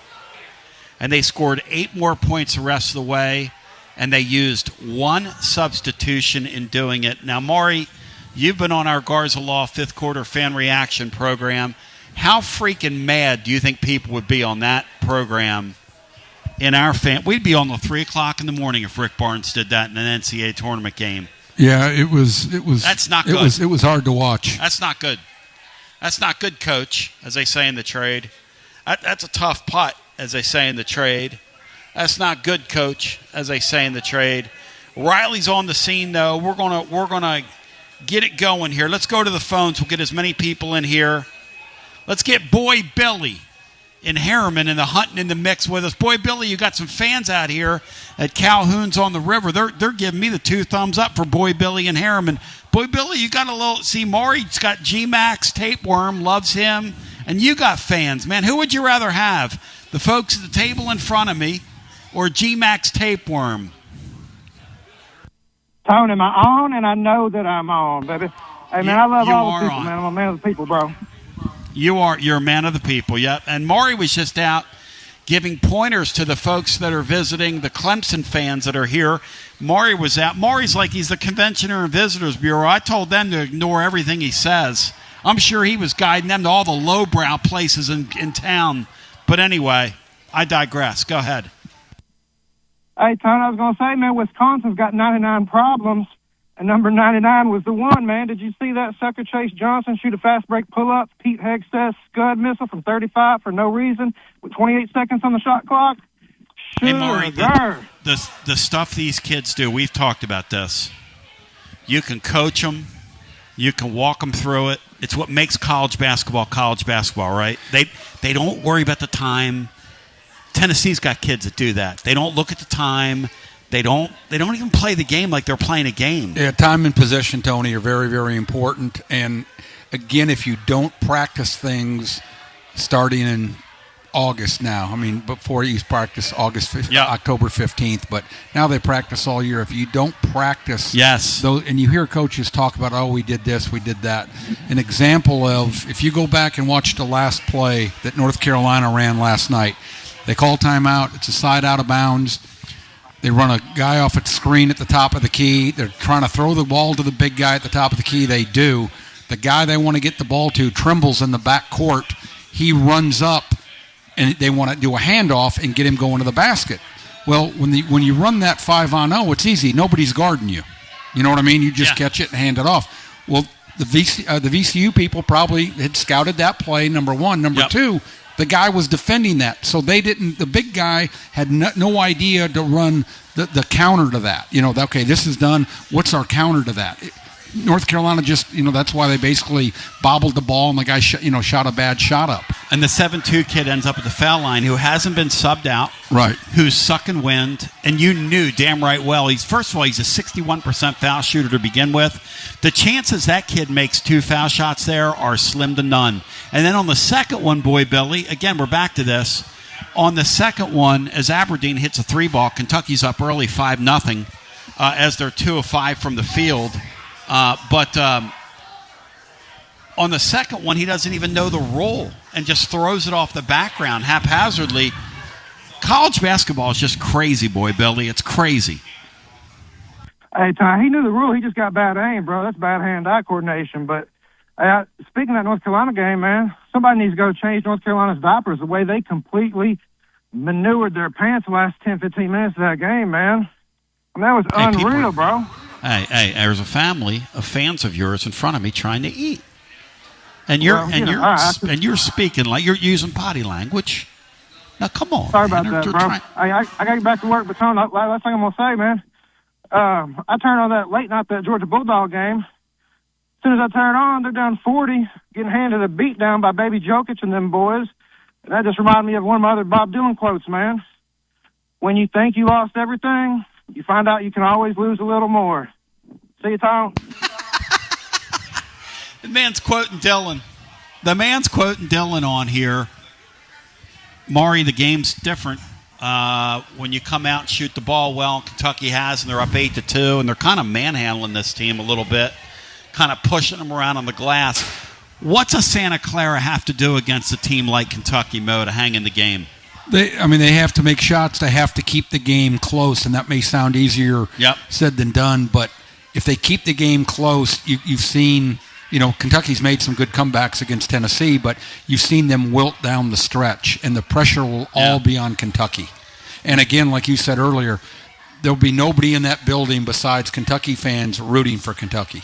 Shout out to Chuck Norris, R.I.P. on him, as Chuck Norris has passed away. How old was Chuck Norris, Mark? 85, 86. Yeah. Shout out to the great Chuck Norris. Make no mistake about it. 85. Good guys wear black, one of the all-time great ones. And also on all the exercise videos late at night, inspiring me to be better. Let's get ready to go back to our phones. I want to shout out to my great nephew AJ. He's on his way down to the arena as we speak, getting ready because they've got a little late start here. They stagger these starts, Mo. Were you surprised they made Kentucky the curtain jerker here, Mo, and put them on first? No, Tony, because there's other better games, later on. Also, Santa Clara is not like a household name. You know what I mean? You just can't look at, one of the teams playing. They look at them overall and they try to balance it. What about the Vols in the 4:30 slot with the play-in winner? Usually they put those on. Like, I'm not complaining because I think it helps Tennessee, but also it does help Tennessee. But usually they don't do that. No, and in recent years they really don't do that. Yeah, like Texas got to play at night last night, yeah. But all that does is help Tennessee, I believe. Back to the phones we go. If you want to get in the hunt and in the mix with us and in the mix and in the hunt, as we're live today at Calhoun's on the river, making it happen with you. It's an unbelievable place. Very good crowd out here already. And again, I want to shout out my friends at Proper Popcorn who present the great Willie D. Heflin, who will be on the mic, the M, the I, the C, following the finale of Tennessee and Mizzou. The rims are really soft up in St. Louis. Santa Clara just got about a 4-bounce roll. Ball rolls around and goes in. I like the 4-bounce rolls. And Kentucky, the thing about the Wildcats is they just can't shoot the ball, Mo. They remind me of that Lady Vol team. It's like when you can't shoot, the game is so much harder when you can't make field goals. Yeah, just a tough game. If you've got that, but also, Tony, if you don't have one thing you can hang your hat on, yep. If you can't shoot, then be a great rebounding team like Tennessee is, or be a very good defensive team, and score off turnovers and things of that nature. I go back to the phones and get our next call in as Brian Hartman is through the glass today, pushing the buttons, making it happen. Let's get our next call in. Ladies and gentlemen, put your hands together, meet and greet. And we have a line open for you if you want to jump in with us. We're going to take calls the rest of the hour. Let's get Negadave in the hunt and in the mix. Negadave, welcome in. Hey, guys. Well, tell me. Hey, Dave. Hey, Dave, I'm getting 2 thumbs up from a table for you. JM's giving you 2 thumbs up sitting behind me. He's a big Negadave fan. Who knew? JM's a Negadave fan. Glad. I always appreciate my fans out there. Anything you care to say to one of your fans, JM, who would like to meet you at some point, he said. He just screamed it at me. Oh, that'll happen at some point in time. I thought he was flipping you off, Tony. No, he was saying Negadave's number 1. Okay. Is that what you were saying? No, he was flipping me off. Yeah, I'm sorry, Negadave. I was flipping you off. False alarm. He was flipping me off, buddy. I'm sorry. Hey, Tony, pump the brakes. But, Tony, it comes down to this. Does Barnes play to his seed like he has his whole 39 years as a head coach? Or does something special happen this year? Well, if he plays to his seed, to Matt Dixon's point, if he plays to his seed, Maury, he goes home on Sunday. And that generally is who Rick Barnes is. Generally, his team plays as they're seeded, and they're just not going to upset people. It's an interesting. It's amazing, Tony, because it's amazing. He's so consistent. Tony, the only time he's been a 1 seed, he made a Final Four. When he's a 2 seed, he usually gets to, I think he's 4 out of 5 getting to the Elite 8. When he's a 3 seed, he always makes a Sweet 16. And he'll lose to either a higher seed or like in 18-19, he lost to a 3 seed as a 2 seed. He just plays to his seed. It's unbelievable how consistent he has been. Inconsistent he has been consistently doing that. If that makes any sense, I don't think. No, it's the last 2 years as an Elite Eight team. Tennessee was a 2 and a 3. They played. Tennessee was a 2 seed the last 2 years. I'm sorry, a 2 and a 2, and they played right to their seed, just like you're saying. Now, look, the 2 draws they had the last 2 years. Maury, I was watching a game the other night. A kid caught the ball in the paint and got hung up. Had the ball in his hands for a good 6 seconds. There is no 3-second call anymore at all in major college basketball. Do they call it in the NBA at all? A little bit, I think. And again, why and I haven't talked to any of my referee friends about this, but I will think, because now that the game is basically shoot layups or threes, that they're really not looking for it, if that makes any sense, because they're looking for being able to let the flow of the game go. So they're Zach Edey went to the free throw line 22 times 2 years ago. And that's the point. Zach Edey would sit there for 10 seconds. You're not beating them. I mean, you just – and then last year, that Houston team – and I want to ask Mo about the officials today because I think he's got a little line on that. But that Houston team really roughed up the Vols, which is what inspired Rick Barnes to go out and get Carey. And people like him that they thought, ironically, could play through contact, but – unfortunately, Carey's just not that kind of player. Tony, what he at should this have level. done is gone out and got multiple good three-point shooters. Forget Carey. You got to have guys who can knock down shots. That's what they're doing this offseason. You'll be glad to know that Tennessee right now is involved with several, and that there are names that are out there that have been published, but they're out there. It's about 3 or 4 guys whose names aren't published who are highly prolific offensive players first that the Vols are involved with. And the staff is initiating this, by the way. Tony, I'm going to say this right now, that there's got to be one guy. Yep. One guy besides Gillespie and Nate Amos that has to step up like he's not stepped up all year. And that's the key for them to get past the first weekend. Maury, who is that player? Who is, and thank you, Dave. Maury, who is, for the Vols, if Tennessee's going to get through this weekend, is it going to be a Boswell at the 2 coming alive and making some shots? Somebody in postseason ball always has to make a shot for you. Is it going to be a J.P. Estrella down low? Is it going to come from the guards? Is it going to come from one of their forwards? Where's it going to come from for this Tennessee team if it's going to happen? In the tournament, it's usually guards that get hot. Yeah. But I don't, the guards, that you're talking about, they don't have a lot of guys, a lot of bullets in the gun. So talent-wise, I'd think it would be Estrella. Now, again, you don't know how healthy he is and things of that nature, but I think it would be Estrella but they do. Dave's right. And I've said this for a couple weeks in your show. They need to have a third scorer to take some pressure off the other 2. Because I do think today that Gillespie and Amen are going to eat if the game goes according to form, and Tennessee's probably going to whack this team. Although Matt Dixon reminds me that Tennessee doesn't whack anybody. I mean, they were not whacking teams in the non-league schedule. They weren't playing anybody outside the number. You talk about the BP. What's the metric that they all Ken Palm? No, the net. The net. Yeah. And so these teams will schedule these quad 4 and bring them into their building and beat the brakes out of them, which makes it kind of unwatchable. And they don't sub their players late, and it frustrates fans. But all that said, Mo, when Tennessee was unable to do that this year, that's when we knew they were a different Rick Barnes type of basketball team.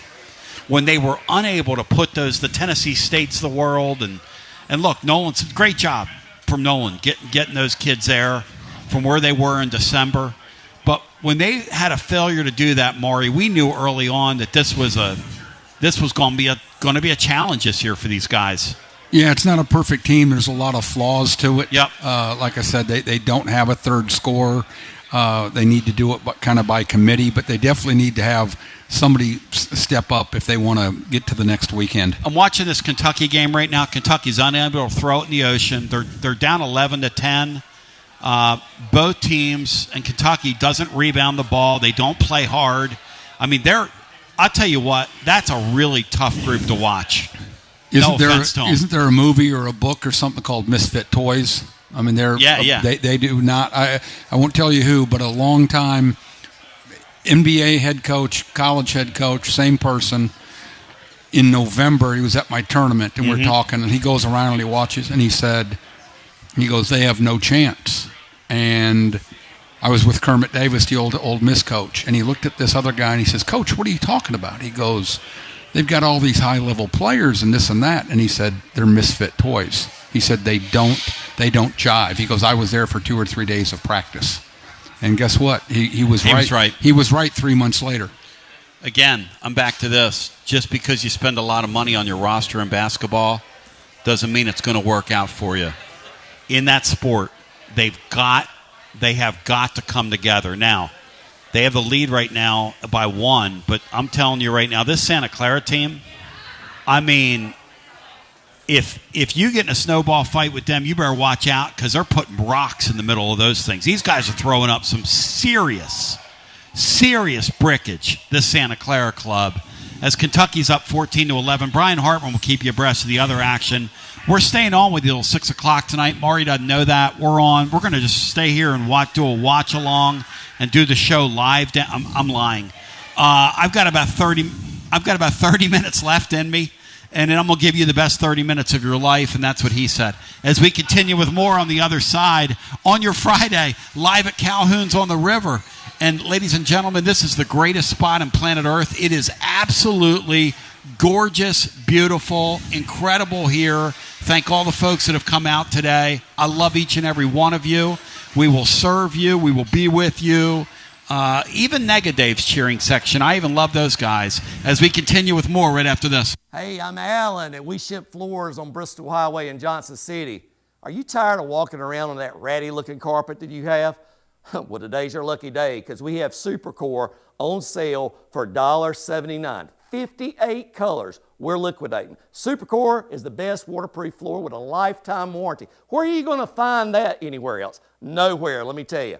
$1.79, lifetime warranty. Come on down to Bristol Highway on your truck and trailer and let's make a deal. You got to dream about buying some land and building on that land? Well, Waterside Contracting is your ticket. 25 years of making dreams come true, Michael Scott. For hundreds in our area, custom homes or remodels, Waterside Contracting will build on your lot. They do incredible work all over the area. Structural integrity, quality without compromise. It's a way of life with Waterside Contract. Check out the wonderful work Waterside does. WatersideContractingLLC.com. When it's time for your dreams to come true. Quality without compromising. Waterside Contracting. College football fans, Chris Fowler here with the play call. This season, go for Dose with ice-cold, refreshing Dos Equis. It's more than a single play. It's a mindset.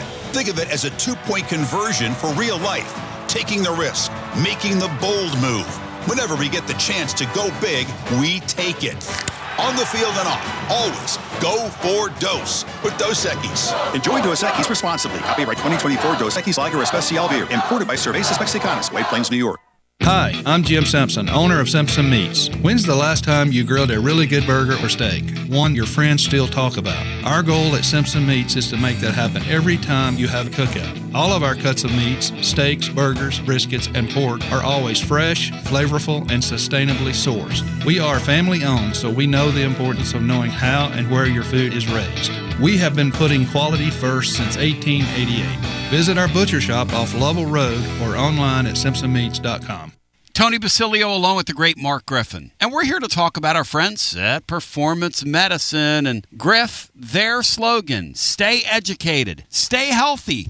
That's you. Wow, I really like to think that, Tony, and I'd like to give Dr. Rogers a lot of credit because I definitely want to stay educated and healthy, and knowing that he's putting the time and effort in to make sure of my care, I want to encourage your listeners to put the time to learn and become educated and get to know Dr. Rogers and see if it can help with your health as well. And there's a really, really easy way to do that. In fact, they've got their own YouTube channel. You can see Dr. Rogers for himself with his staff. It's called The Performance Medicine Show over at the Performance Medicine channel over on YouTube. Also, more information at performancemedicine.net. To our friends in North Knoxville, a brand new location over in Fountain City, now accepting patients. So many ways to reach Dr. Rogers. And like they say, stay educated, stay healthy. Performance Medicine, online, performancemedicine.net. Located in Knoxville's historic Old City, Barley's offers great food, live music, the best draft beer selection in town, and now your new favorite place to watch sports. Their indoor projector is perfect for any weather, and they've revamped their upstairs area with more TVs to take in all of the action. Their menu features hand-battered chicken tenders, juicy burgers, fresh salads, and the tastiest pizza in Knoxville. You can enjoy their happy hour drink specials daily from open until 6 p.m. Barley's Tap Room and Pizzeria.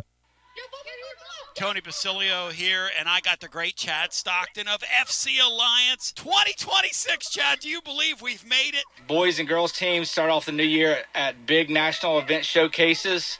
We got our younger kids training indoors and doing a lot of things to get better. So we're excited about what the future holds. Chad, I hear the juice behind you. I hear the kids. Your program reaches throughout East Tennessee. If folks want to get involved, what's the advice? We're easy to get in touch with. We offer players at all ages, all levels, all experience. We have a program for all of our kids that we have, and we're excited for anyone to join us. And even some Lady Vols as well. Several college players all over the country, yes? Absolutely. We had a lot of girls that we were able to watch play in the NCAA tournament. A lot of our former players made big runs through the tournament. We're so excited for them. Growing the beautiful game. In this, the year of the World Cup in North America, celebrate the beautiful game. Get your child involved. FCAllianceKnox.org. That's FCAllianceKnox.org. And Chad, thank you, man. Keep growing the beautiful game. Absolutely, Tony, and thank you very much.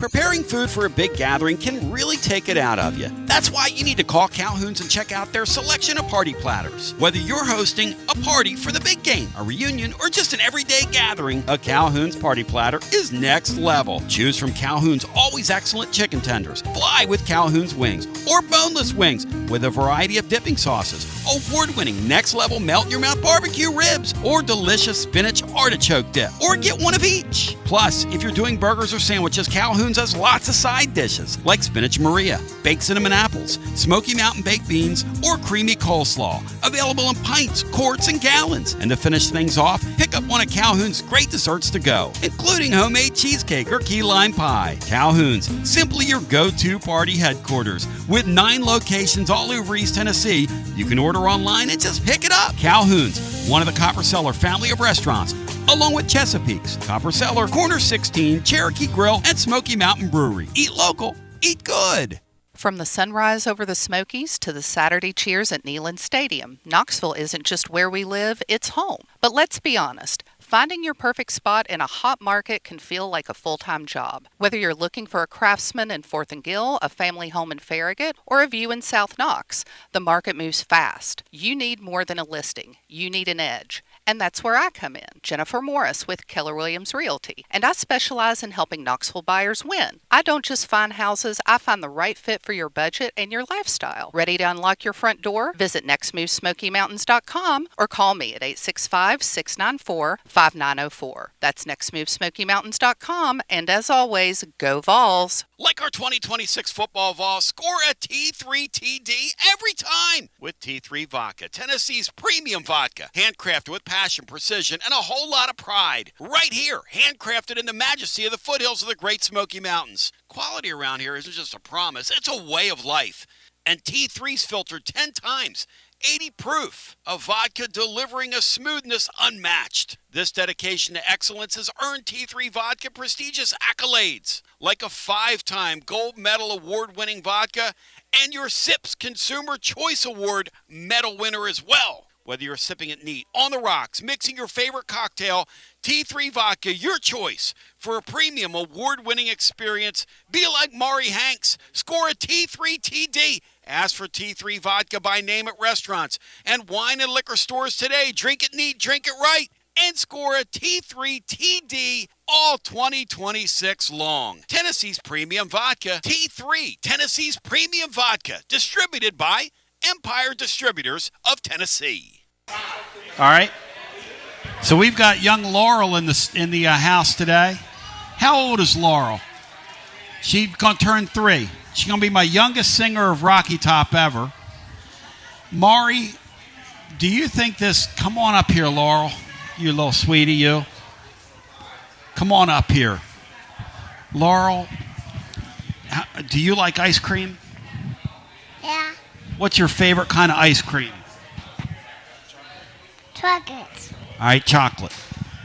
Laurel is going to sing Rocky Top. She's going to be the youngest singer in the history of this show to sing Rocky Top. Now, she's kind of tugging at her dad and see she wants up. No, she says no. She got near me, Maury, and I think she thinks I'm creepy. You know what? She's right. Laurel, do you think I'm creepy? No? Okay. She Hey, give her a few years, Tony. Laurel, thank you. Mm-hmm. See, can you say go Vols? Go Vols. That's awesome. Let's go back to our phones. We have a full bank of calls, as they will stay throughout. Laurel, great job by you, honey. That was awesome. Great job, Laurel. And that's a beautiful name, by the way. When I first got married, I used to live on Laurel Avenue up in Fort Sanders. There's a street up there named after you. Laurel Avenue. And let's not forget about the Laurel Canyon Ramblers back in the day. And Laurel Canyon, all that great music from your name in California. Maury, you ever been up in Laurel Canyon? I used to drive it all the time when the 405 freeway was busy. Music was. You can drive Laurel Canyon from like the west side up over to the valley. Joni Mitchell, the Eagles, the Doors, all those people lived up there. Yep. You just you don't even appreciate it. I lived it, Tony. I mean, I'm not from Philadelphia trying to get to Laurel Canyon. Good point, Maury. Let's get Brian in here. Everybody's a comedian, and Maury is chief comedian. Brian, welcome in. Live today at Calhoun's on the River. Hi. Hey, guys. It's what's up with Brian. Shout out to Jeff and the DMV. Hey, wanted to see if...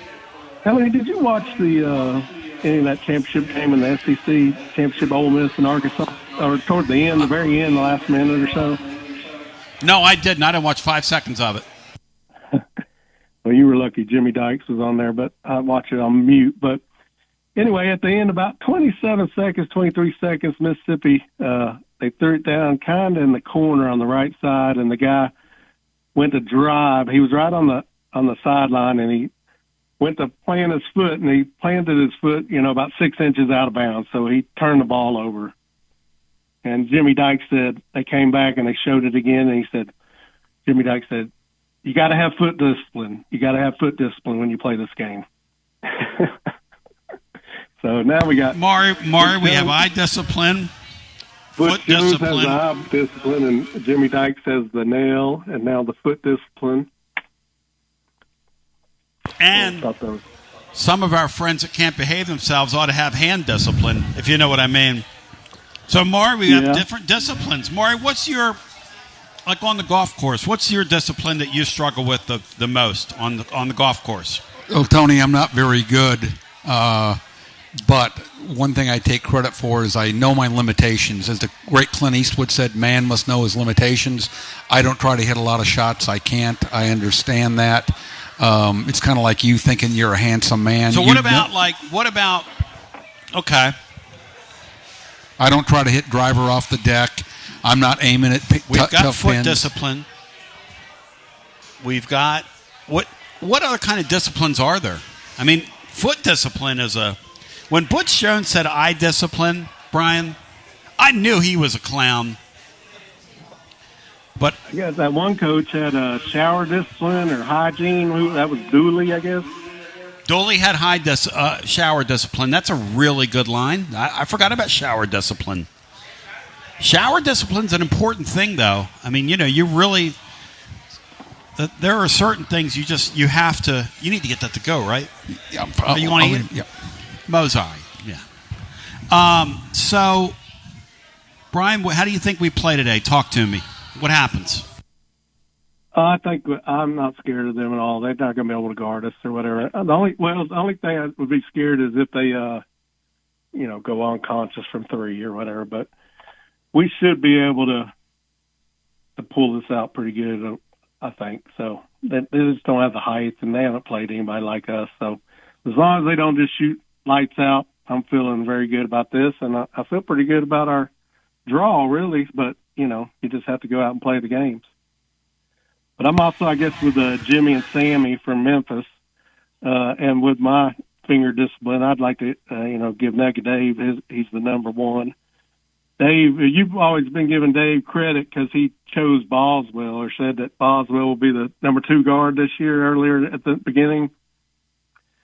But man, if your only other option is Iceberg, I mean, how hard a choice is that? You got Boswell or Iceberg, so I mean that's not too much of a guess there. And then Dave, after the Vandy game, said Barnes was a mirror image of himself. Aren't we all mirror images of ourselves? Well, no, I'm a mirror image of a Muppet. But I appreciate your call. Thank you. They call me a Muppet online. There's people that rip me. But, I think I'm lovely and loving, lovable, and have a good disposition, and kind of an all-around sweet guy, if you ask me. But, thank you for the call, though. I like you launching on Dave. See what you did, Maury? And you brought up some negative attitude toward Dave. I didn't bring it up. I just reported the news. I thought the guy wasn't saying well, he flipped him off. Yeah, that's what I mean. And Dave was really flattered. Dave was like, I'm just so glad I have fans. Dave was out there like kind of feeling his oats. Dave's kind of feeling himself. I don't think he's feeling his oats. I don't know. I don't even know what that saying is. All right, let's go back to the phones. I am lovable. Yes, real Mr. Tubbs. In case you're wondering, real Mr. Tubbs. I'm very lovable, you punk and clown. If you were here right now, Mr. Tubbs, I would literally show you to your seat, which you'll be in this afternoon, and 27 innings of mind-numbing baseball this weekend. Favorite thing is when I'm watching a midweek game and I see those folks out there dutifully. JM, could you imagine that? Dutifully going to every game? I mean, that's a tough putt, Coach. Those are some fans there, Tony, especially when the weather's not good and you see those people out there.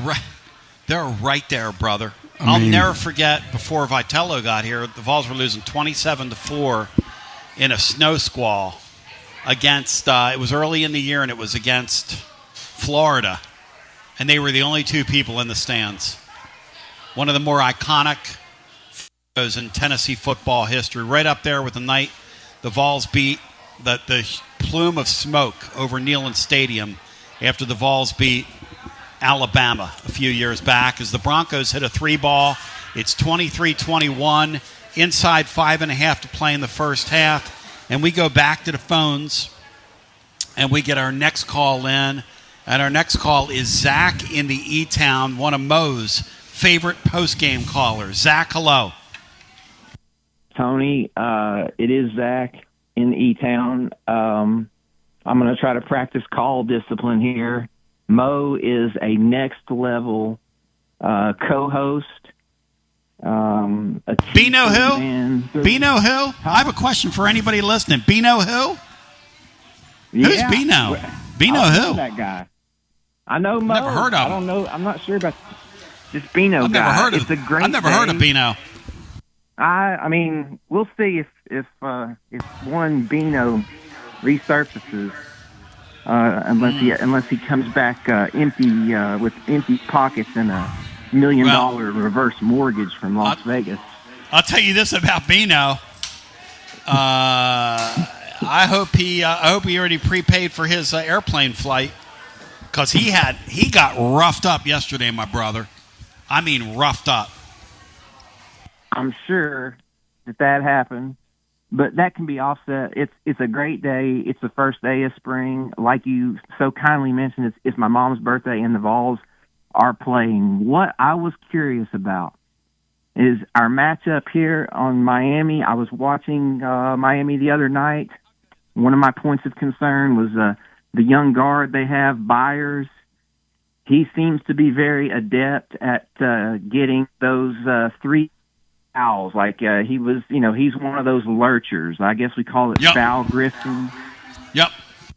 I mean, is there any chance that are we going to give up 5 3-point foul shots, Tony? You think that's possible? Foul 5 3-point shooters. Maury, will we be able to stay in front of this team and won't be fouling the 3-point shooters? Or are we going to have a couple of those deals where we fall into the 3-point shooters today, Mo? Give me a prediction. I don't think he'll do 5 because I don't think they're going to have to stretch the floor because of the quickness. I don't think usually that happens when you get beat off the bounce and the dribble, the bounce, whatever you want to call it, and somebody has to come help. You pitch the ball to the guy, and then somebody rotates, so that guy goes, and I think they'll be able to stay on the shooters because I don't think they'll get beat off the point of attack. And also, if the referees, call the game, where they're and in the NCAA tournament, most referees, they're looser with their fouls. They don't want it. They're on a national spotlight.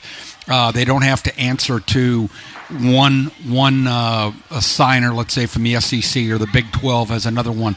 Also, the guys working today know if they're working on Sunday.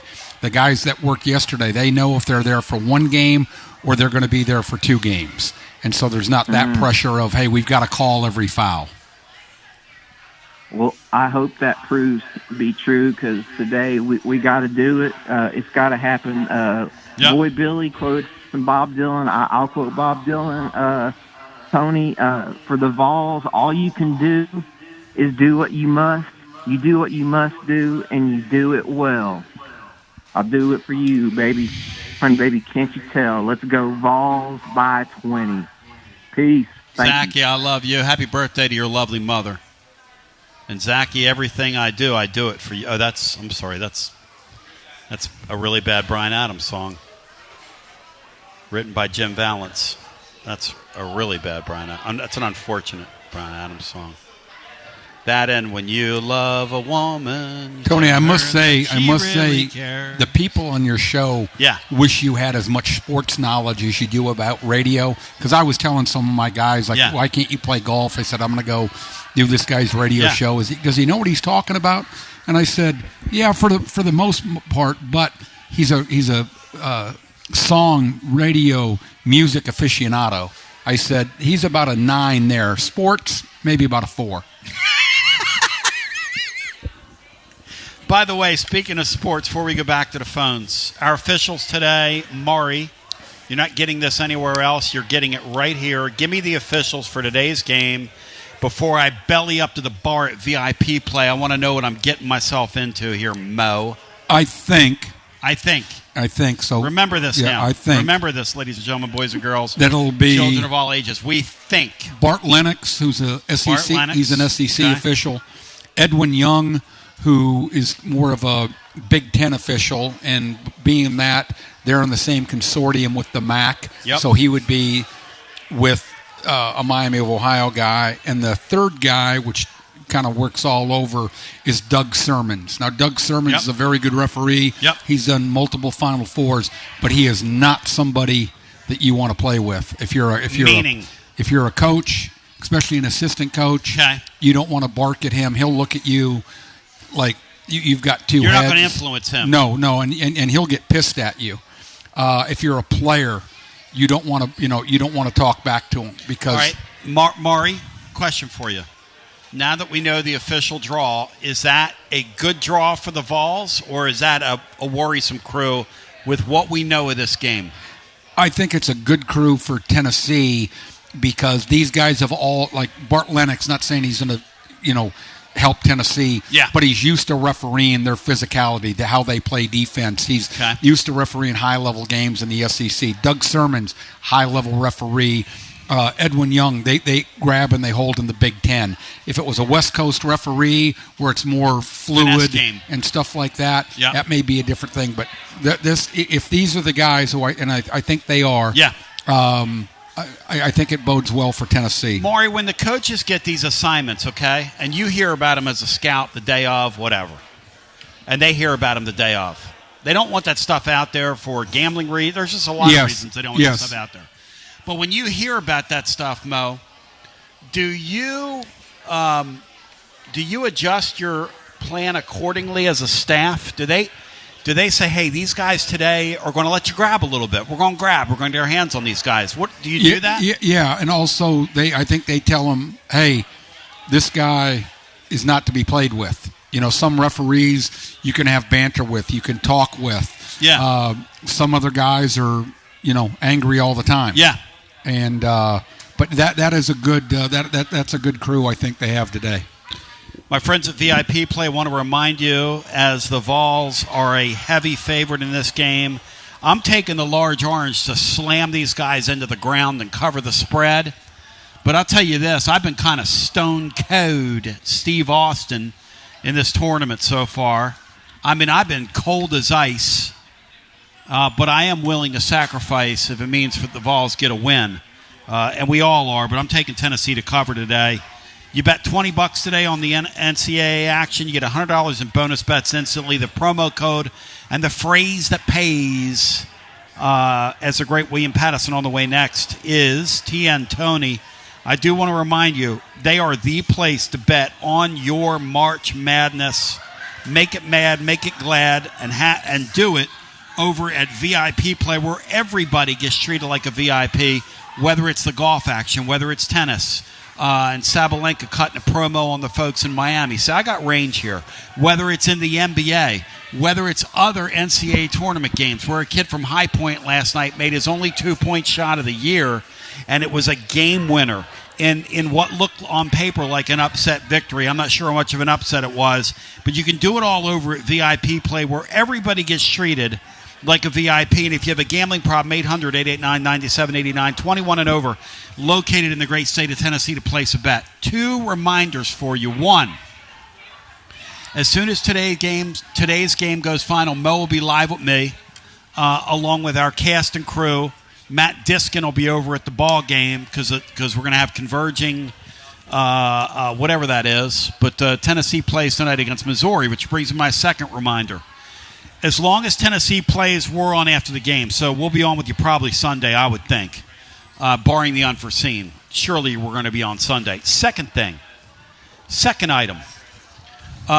Will Heflin will be with us Sunday with Garza Law Extra Innings. Shout out to the great Marcos Garza for stepping up and sponsoring Garza Law Extra Innings. Also want to shout out my friends at Proper Popcorn. Mo, you met these guys earlier today. Those gift baskets that they gave Will and myself are absolutely beautiful. And I want to shout those guys out today. So shout out to the Proper Popcorn folks. Also want to remind you, as long as the Tennessee baseball team is home, we're here doing the show on Fridays, and a great crowd out here on the deck at the Calhouns on the river. And I want to remind you again that before, during, and after the game, my friends at Calhoun's on the River are here for you. Let's close it up on the phone lines here, and we'll get our one final call in, and I believe Bobby is with us. Bobby, welcome in. Hey, Tony B. Mr. Hank, welcome in, brother. Well, thanks for taking Go ahead. the call. You got 2 minutes. Hit it. Yeah, sure. Want to thank Sammy in the Ridge for his contributions to Aiden Holloway being out of the tournament. Yep. It's kind of nice of him to do for the Vols. Number 1 customer. Would also like to hear your guys' thoughts on this Santa Clara team just a little bit, just quick. Kentucky's not good, but this Santa Clara team just simply doesn't lose to teams that aren't Gonzaga. They're really quite good. And I wonder if this thing's going to come down, as Maury said earlier, down the stretch here, and Kentucky's going to, fumble the bag again, because that seems to be what they do. You know, it's very interesting. This Kentucky team, Mo, they don't fit together, and they don't play well in these close games unless they're playing us. So, and this game is 26-all, Mo. No, Tony, I agree. Herb Sendek is a wonderful, wonderful coach. Yep. Yep. And kind of looks like Tony, by the way, but a little bit better looking. But Herb's been a great coach. I'm glad I look 90, Mo. Thanks. Yeah, I Appreciate know. the vote of confidence Exactly. for the honky tonk man. You don't look bad for a corpse, but no, Herb's a wonderful man. Very good coach. He did a good job at NC State. Yeah. And he doesn't have a lot of NIL money there, and he's got guys playing in the NBA. He's very good at identifying players, and he's really, really good, him and his staff, at developing them once they get there. In other words, take Santa Clara in this game as it's 29-26 Kentucky with the lead, but we're taking Santa Clara at the end. Thank you, Bobby. Thank you to all of our wonderful callers today, all the great listeners, even the Commodians that inhabit our YouTube channel. We're back with you today. I want to thank everybody at Calhoun's on the River. It's been unbelievable today. Thank you for the support. It's been wonderful. I want to thank Riley in the island. Support her and the great folks here. And my man on the wheels to steel here at Fan Run Radio. Say it, know it, and write it down. The great William Pattison on the way next. You're listening to FM 105.7 and AM 1340. WKGN Knoxville and W289CU Knoxville. Fan Run Radio.